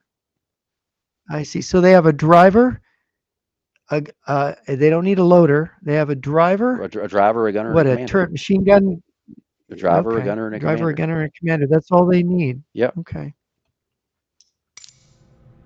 3-man crew. So this is So the when you say they don't Antonov. have any tanks left, yeah. They don't. Everything else, all the rest of the tanks that the Russians have are beyond repair. Do you think that they secretly have these Armada tanks built up, and that we're just not seeing No, them? they are and No. an Armada's a piece of junk. So here's I brought you here because I wanted to show you just how big an Antonov 124 is. Lee, you cut out there for a second Oh, when you were making your comment about the Armada tanks. yeah, What was your comment they're on that? pieces of junk. They're absolute pieces of junk. So here is Antonov Yeah, 120. I had seen that the ones they rolled out for the. Yeah, go ahead. So here is Antonov 124. Yeah, that's it. So if you want to see how big a Hmm. 124 is, these things make a It's got a lot of space 740. inside of it, doesn't it? It makes a 747 look like a guppy. Hmm. So you can, I mean, this is massive amount of space in this thing. And so this is the Antonov factory prior to, Ah, yes, the nose is open to that one. yeah, yeah, yep. So and you can go all the way through. Let me go over here to this one. So here I've actually flown all the way through this one, and that tank there's moving. That's a Tor right there, Tor missile launcher being drug out of it, just to show you that it'll carry a tank. But this will give you an idea of how big it is. I mean, it's a So that will support a tank, a main battle tank. Tank. several of them. Yeah, you could probably carry. Not just one. You can Yeah, probably put three in. yeah, yeah. These things are a beast. That's incredible. Yeah, it's comparable with a C5 Galaxy. I mean, Hmm. they're monstrous. And then that's the 124. When you come over to the the 225, that's even bigger. That's over here. Now the Russians, I understand, have this tank manufacturing capability they've created where they can produce the older tanks, and that they are doing that. Have you heard this? No, what they're doing is they're taking the old tanks and they're refurbishing them. So they're pulling all of the Right, I've tanks heard out that of. too. Yes. Right, they're pulling. Well, we've got them. We got them all mapped out. All of the tank manufacturing facilities and Yeah, they've got a the tank. They have a from the Cold War. Gorbachev promised to destroy 10,000 tanks, and they just put them in storage instead. right. Yeah, exactly what they did. They just put them in storage. But this is how big this one is, just to give you an idea. But this is the Antonov factory in uh, Ukraine, and I actually have a 3D model of this uh, Quonset hut right here with after it was destroyed. Hmm. So I have this um, Quonset hut after the Russians attacked it, so I could replace this and show you what it Yeah, really the looks like. Russians just it was the largest transport plane in the world, and the Right Russians there, destroyed it when they assaulted the airfield. right there it is. Yeah. And I've got, if you want to see what that looks like, I actually have Six that. jet engines. Look at that thing. Yeah. So Wow. if I go and I come out of here and I go to the main menu, so now you guys are going to get a behind the scenes look at how we actually do this. So what we have done is we have gathered models from all over the world of different aircraft and different equipment. And so what we've done is we've taken all of that and we took it out to the aircraft boneyard in Arizona and we annexed some land next to the aircraft boneyard in the 3D model of the world. And so what we did is we have our own aircraft boneyard right beside the real aircraft boneyard. And so each piece of equipment, because my 3D modeler that does all of my 3D models for me, he's not a military expert. He's a software expert. So when you tell him an AN-12 or a Tor missile launcher or an S-400 missile launcher, he has not a clue. So what I do is I go in, I take the satellite imagery, and I go in and I identify every single vehicle in the satellite imagery. And then on that vehicle, I put section number, row number, vehicle number, and he knows which one he's got to go pick. And he goes into this yard that we're about to fly into, and he picks that vehicle and puts it in that spot. And that's how I verify what the vehicle is supposed to be. He goes and puts it in, and then I come back and fly the model to make sure that everything is exactly where it's supposed to be or as close there to as possible. And so all of the models that we get moved to what we call the museum. And then when it's loaded into the museum, I go in and give him the numbers off of the museum. And so you're going to get to see the whole thing. This is how we actually produce these 3D models. This is the inventory that we have accrued. We have trucks with headlights, trucks without headlights, trucks that move, trucks that don't move, uh, different models of aircraft. And so we've removed a significant amount of things out of here because when we first put it together, I had 30 different Mi-17 helicopters. I don't need 30. I only need like 12. So we've we continue to add and subtract. And then we also have models of like the KLW World News helicopter I'm flying here now. I fly a huge 530 because I learned the helicopter I learned to fly in is a Hughes 500. And so this helicopter is the closest helicopter to a Hughes 500 that I've been able to fly in our simulator. And I've spent tens of thousands of dollars now building our flight simulator and doing the models and so on and so forth. I fly this because it's the helicopter that I feel most comfortable in because it's what I learned to fly in.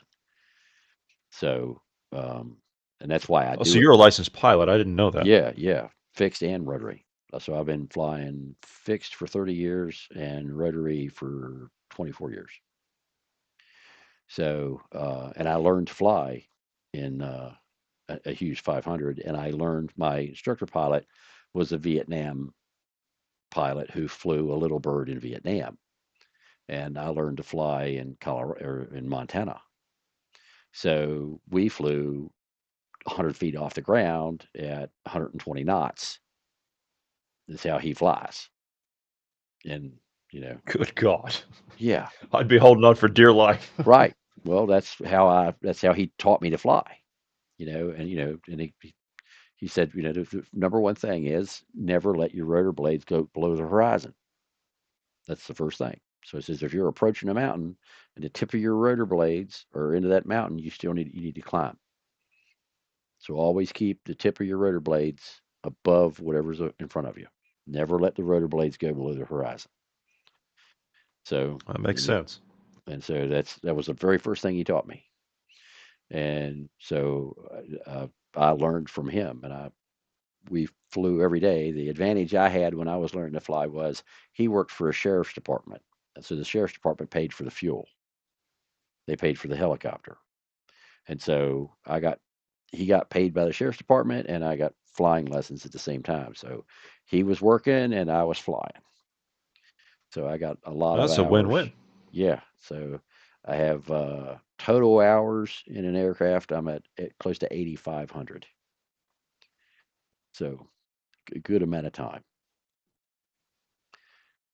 So I've And flown that's the not including all the time you have in the simulator. no, and I've flown some unique aircraft in a simulator. I built the flight simulator for the E2C Hawkeye when I worked for Microsims, and I also built the flight simulator for the rocket pack that NASA uses because that was also built by Microsims. And we built that simulator is called the barf ball because it has to induce vertigo, and if you stay in there too long, when you come out, you throw up. So some people throw up inside of I it. would imagine so. Yeah, Some of the testing that they put those astronauts through is just it's gut wrenching yeah, when I just watch some of it. They yeah. twist you and turn you and flip you and do all kinds of stuff. Yep.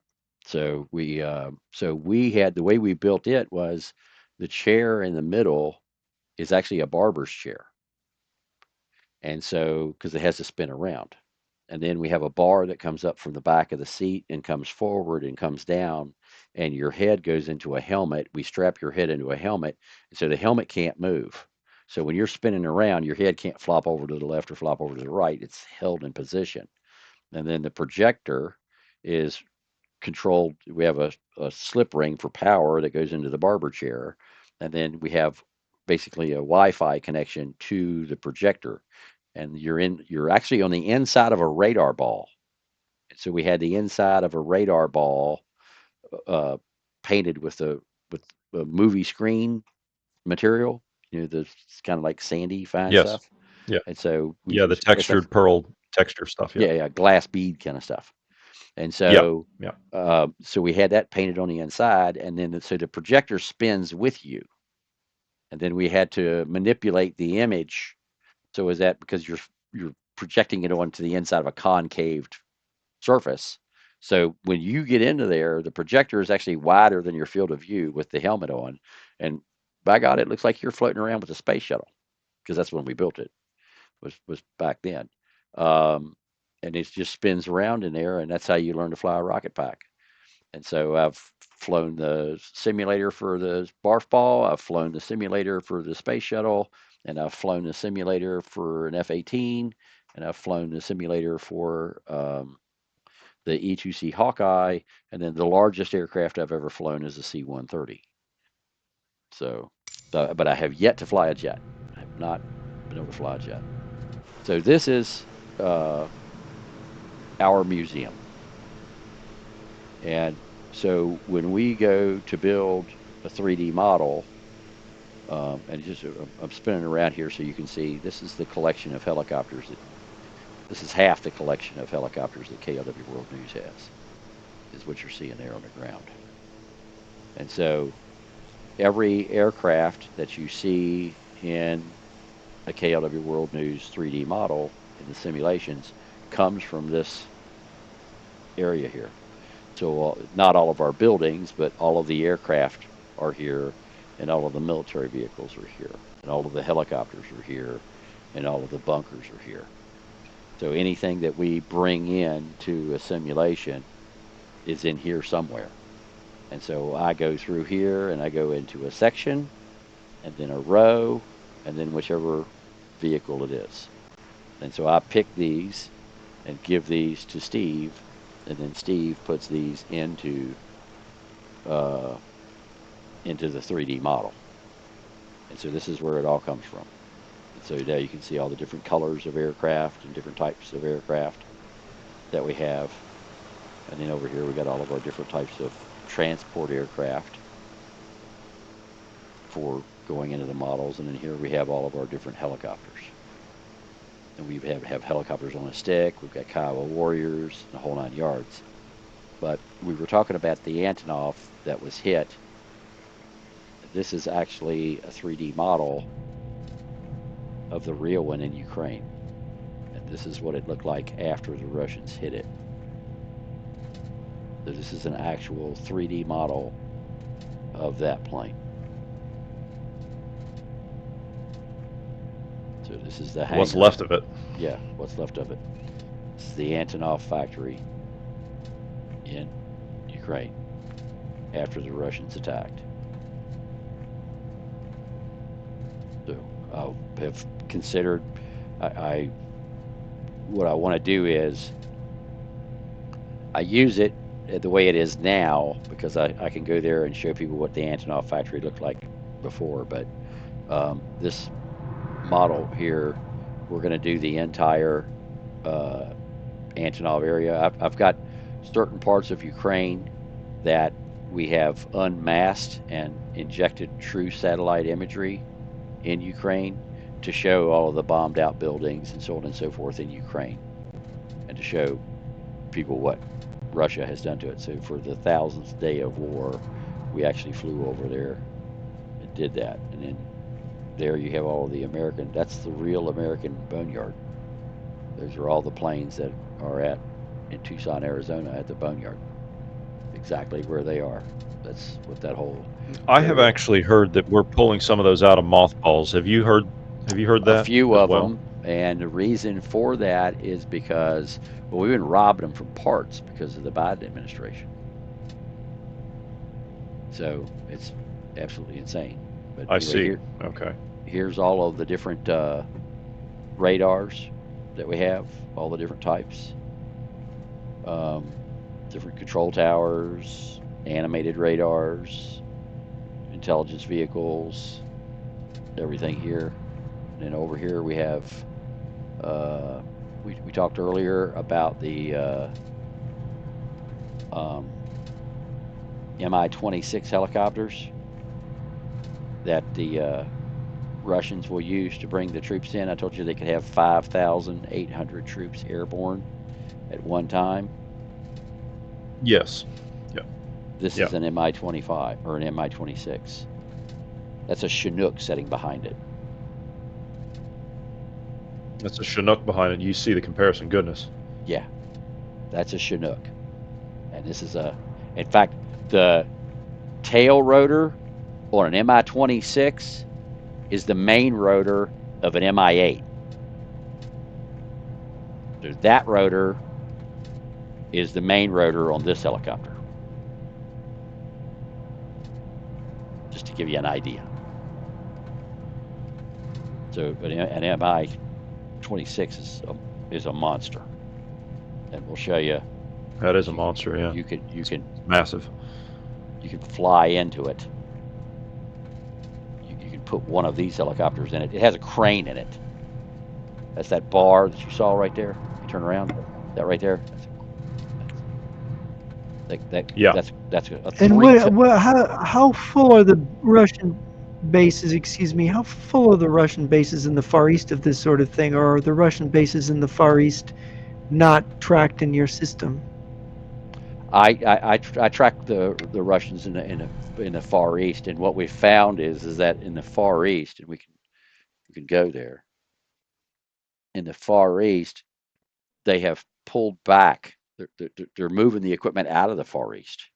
There's very little, and let me change maps here because this is the Belarusian map. So these are all the military bases in Belarus, So they're moving the equipment out to have the the east to the equipment used west. here in the West. Yeah, that's one of the things that I was like, they're definitely building up. Why would you be moving it from over there if you're not going to use it over here?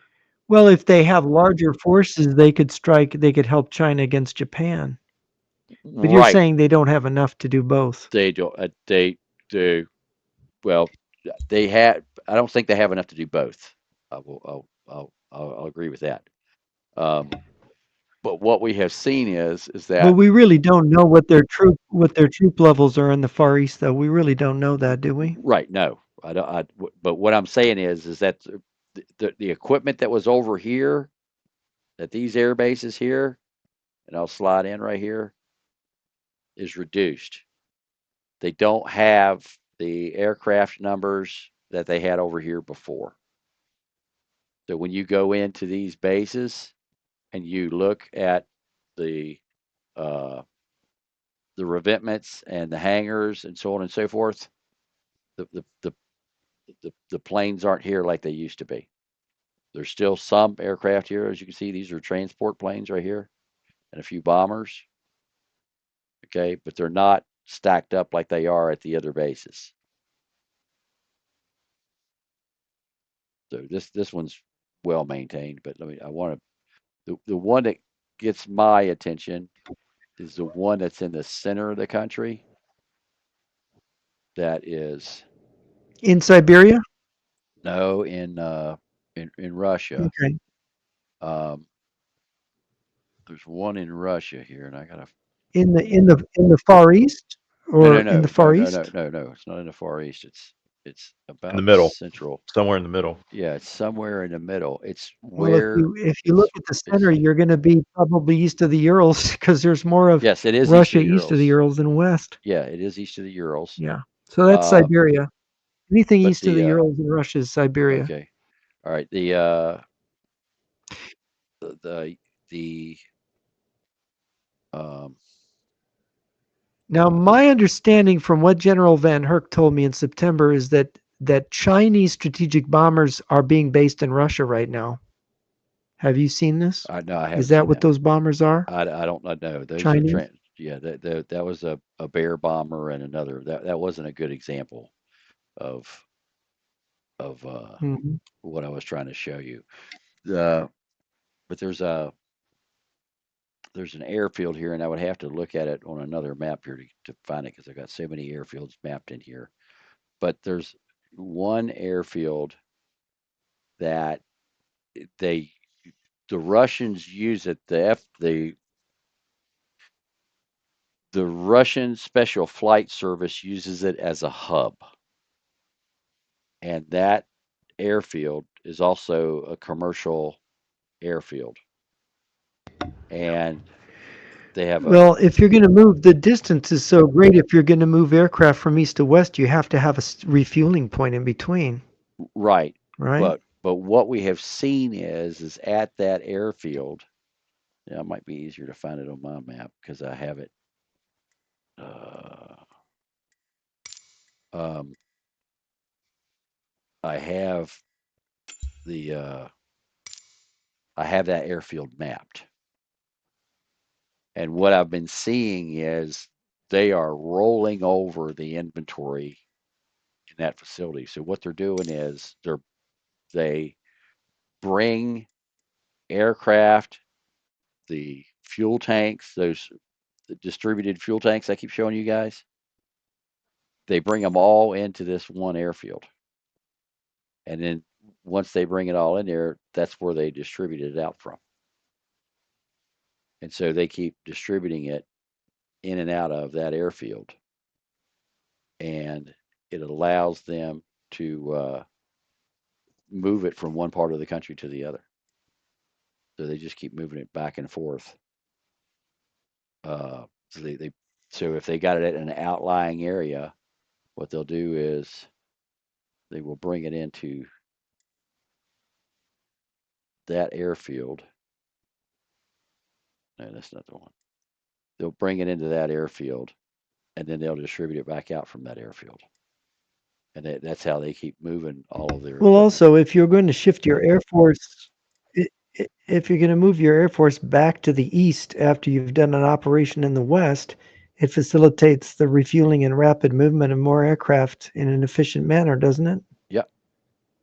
So we just keep, I just keep watching them Yeah. move the equipment in and out. Every time I look at this air base, um, there's more equipment being moved in or more equipment being moved out. It changes. Every single satellite image I get of this air base, it is different every single time I look at it. The equipment's different. The helicopters that are there is different. The aircraft that are there are different. They're in a different position. It's different helicopters. It's different planes. It's different transport planes. And when I looked at it the other night, maybe I can see it better on this. Well, no, because I got this all the stuff on here. Hold on. Go here. When I looked at it the other night, um, the oh wait a minute, this is what I want.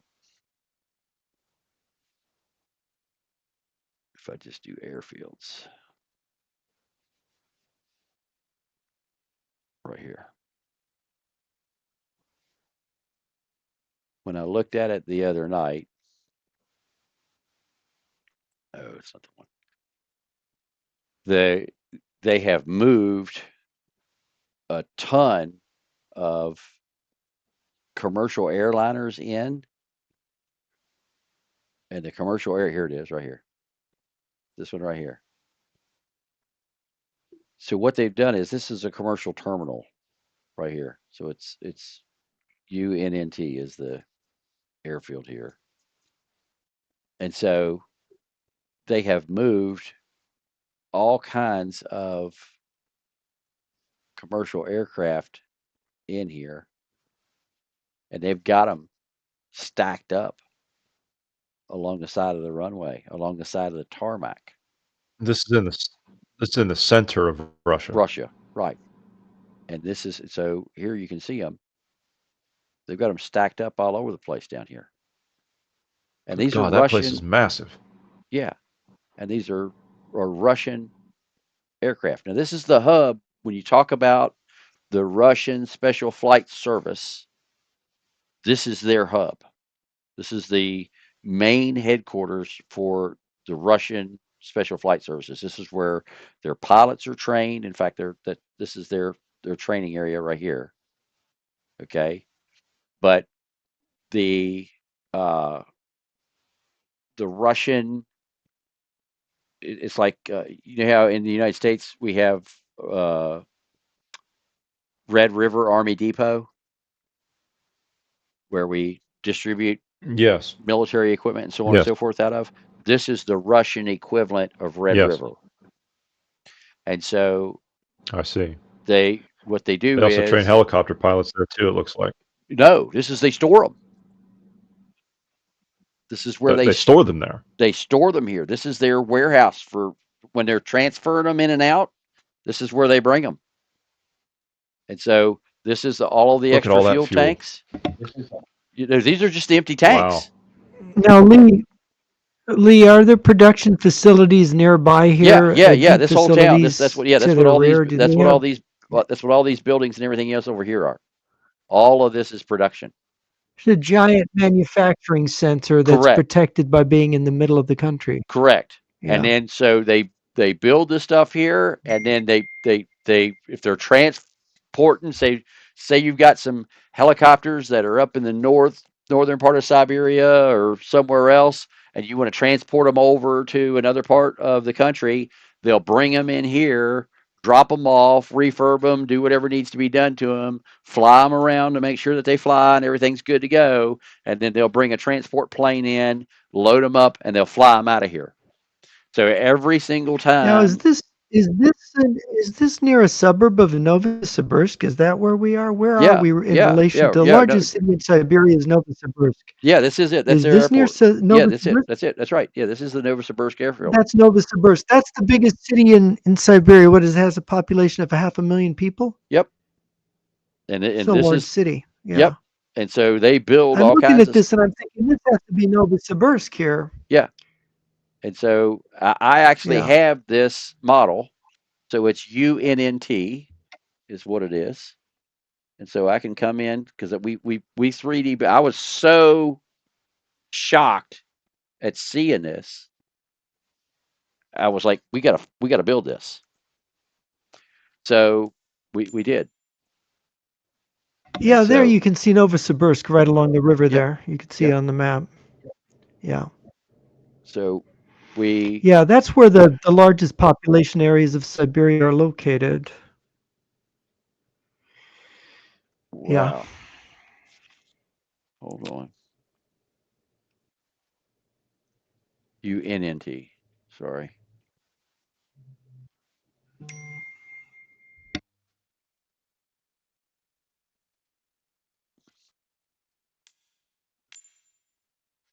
So we went and built this model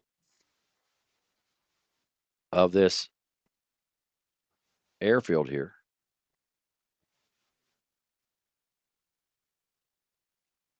No, wait a minute. Here we go. We went and built this, and every time that we were going to update it, shit, my guy would be working full time updating this because every single time the satellite imagery comes out, something's different. They've got more trucks, they've got Everything's more different. helicopters, they Yeah. got more. Every single photograph that we get, I've got like 40 some photographs of this place, and they're all different. And so we took an average of what was setting there and said, okay, on average, this is what you see here. And so that's what you're going to see is an average of the 30 some helicopters and a few fighter jets on, and it's not a jet base. This is not a jet base. They don't have a lot of fighter jets here. This is where they bring the helicopters in and trucks and the fuel tanks. All of that, all those fuel tanks that you see for the distributed fuel, they make them here. And so they load them up onto the planes, and you'll one day you'll see there's a pile of them there, and the next day you'll see there's half that many, and in the next picture you get there's twice as many as you saw before. And so this facility right here, I was like, holy shit! And then we actually tracked. I have a person, a member of my news network that tracks it. There were in 1 month, well, excuse me, in a week, there were 175 or 174 special flight service flights out of this one airport. It's the busiest special flight service airport in all of Russia. There's more special flights coming in and out of this airport than Moscow. So, And Moscow's nonstop. right. It is nonstop all the time. Yep. But the special flight service, this is their Well, and Moscow has more than one airport or right, airfield around right, it. right. But I'm talking the three. There's three main airports around Moscow, and there's more special flight aircraft flying into this one airport than there are all of the three airports going into Moscow. Because she puts them together on a Well, when you've spreadsheet got a for me every country week. that's yeah, when you've got a country that's 11 time zones, Right. you've got the Trans-Siberian Railroad, but for air transport, you've got to have the center of that air transport system has to be a hub, Yeah. as you say, Yeah. And because this it is connects the country. yeah. And it like I said, it shocked me the number of flights once we found this. I mean, it's it's a I don't want to call it a come to Jesus moment, but it's a revelation when you find things like this, and then you look at it and go, "My God!" And then look how much equipment is here, and then you say, "Okay, well, let's start tracking flights in and out of there." And in the first week, you find out there's 174 military special flights out of this one airfield. I mean, that's more than 20 special flight services a day. And considering that they don't have that many that fly around all over the place, you know, that we track we were tracking every single plane going in and out of Kaliningrad every day. And then we still track every single Russian military aircraft that shows up in any way, shape, or form anywhere in the world every day. And you guys, of course, know that the Russians now have a Navy base in Cuba, and the Chinese now have a listening post there. Yes, they've built a very large one down there. Yeah, Actually, yeah. We're trying to get the latest satellite imagery from it because we're going to fly it and show it to hmm. everybody. It's they've put. I think they've put. I can't remember. Last I heard, that was I can't remember how many millions of dollars they put into that facility down there, the listening post down there. Yeah, it's huge. We're almost going 4 hours. Yes, I'm going to have to go How at some much point. more do we have here, Lee? Well, this is a good. I'll show you this base, and then we'll have to do it again because you've seen about I don't know a quarter of what I got. And I am interested in seeing China. Yes, Yeah, If you have that, I think I do, China's but I haven't built it in really 3D. interesting right now. Now that I, I haven't built it in 3D models, but we'll start doing that. yeah, I'm not so big on the 3D models. I just want to know where the stuff is. Oh yeah, all right, I can do that. Yep, I can do that. Yeah, because we got the context of what the Russians are doing. I think that we don't have the full context until we know what the Chinese are doing.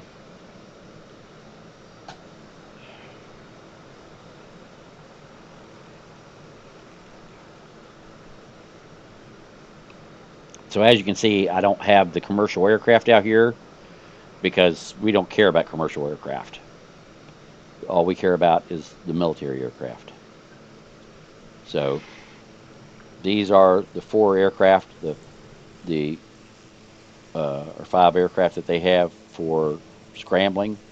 So if something transpires, this is what will be launched to come out to deal with whatever's out there. So two ground attacks and three fighter bombers.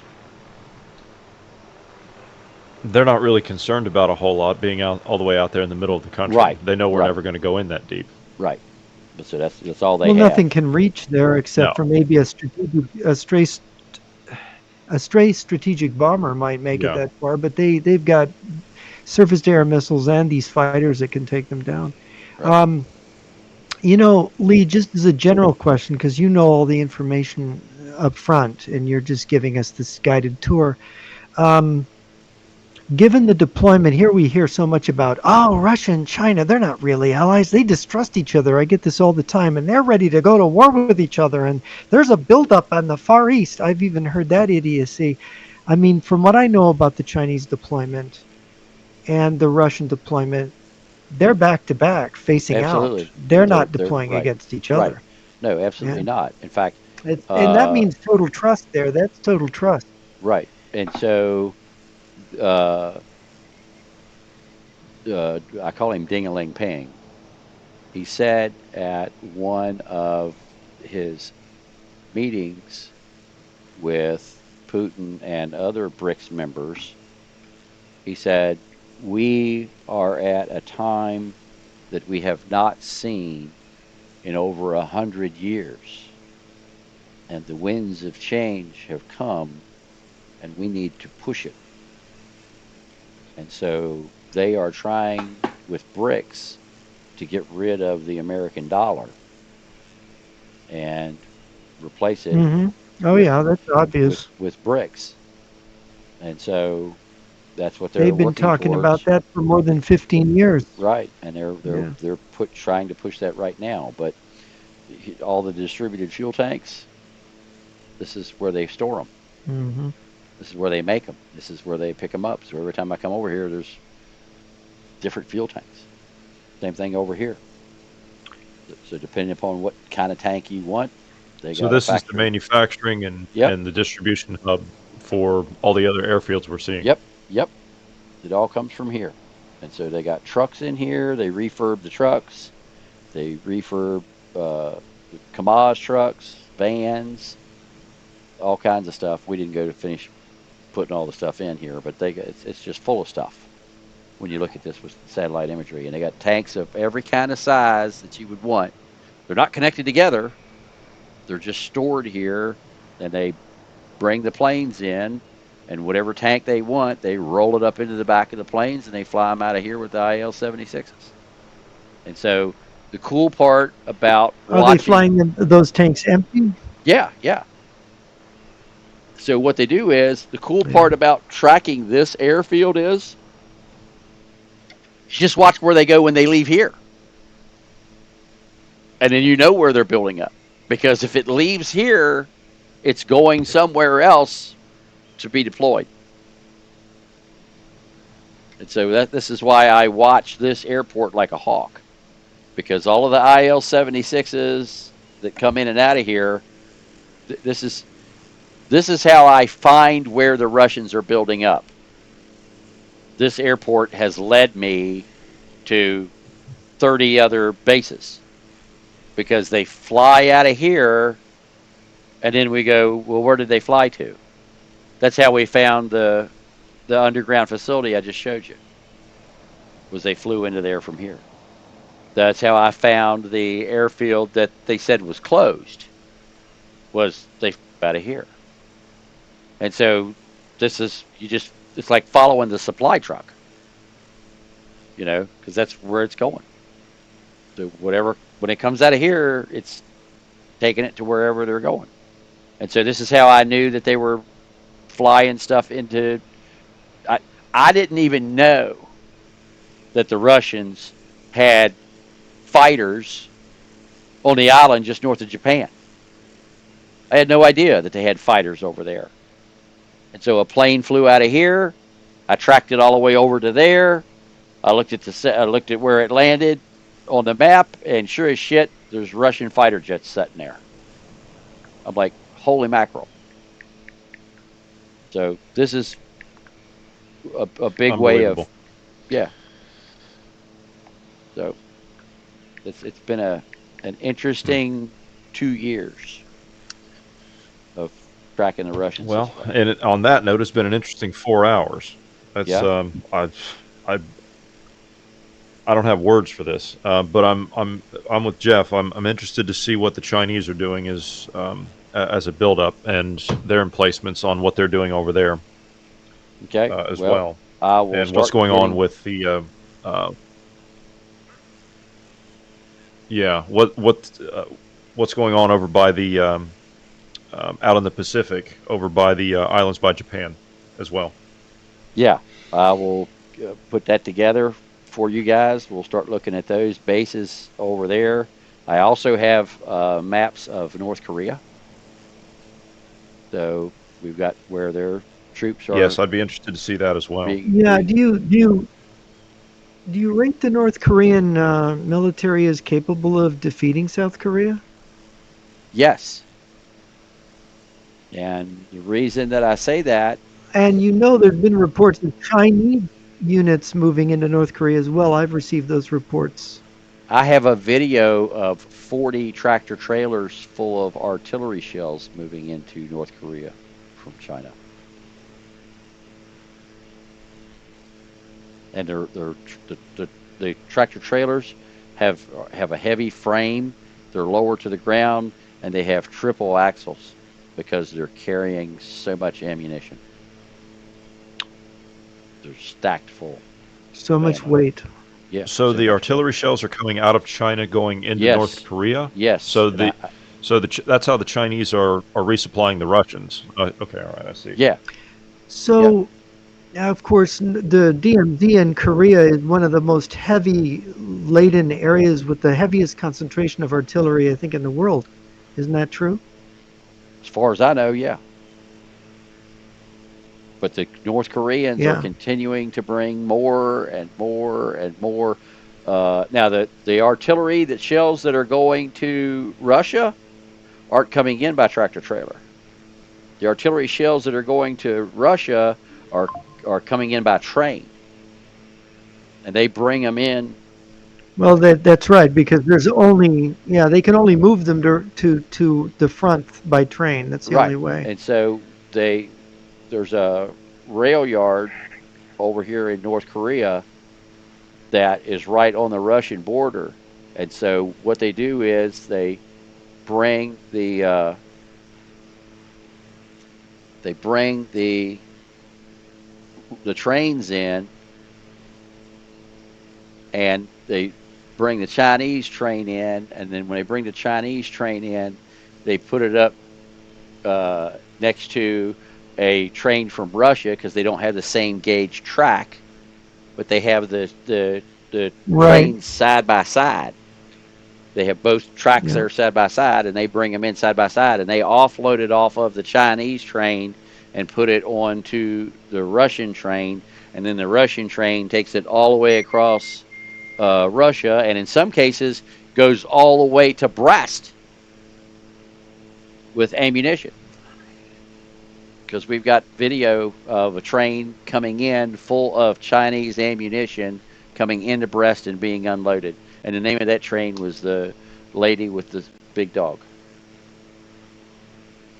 But it's over Which here. is It's not. funny because Lukashenko, when he said they were going to take the Slovakia Gap, was on TV saying it, petting his white dog.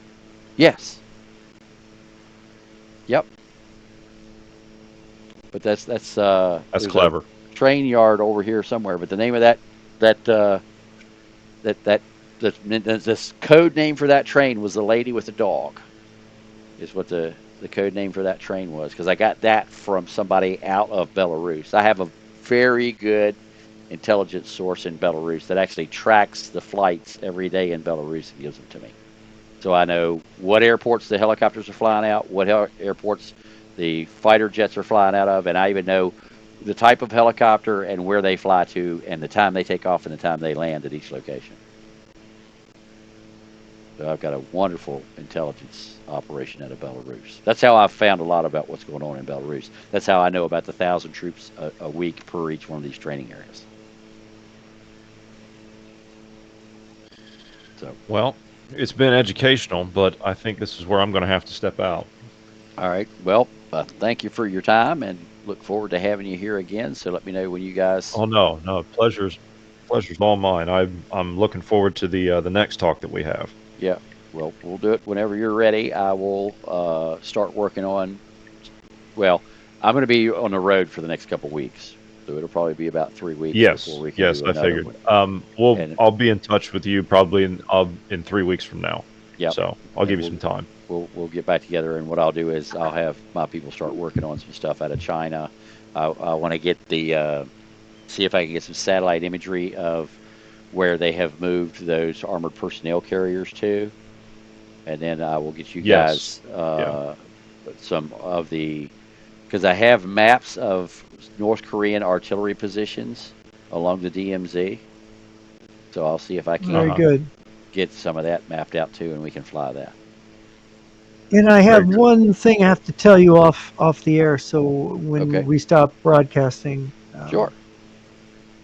All right, sounds good. Well, gentlemen, and all of our followers, we want to thank you for joining us here this afternoon.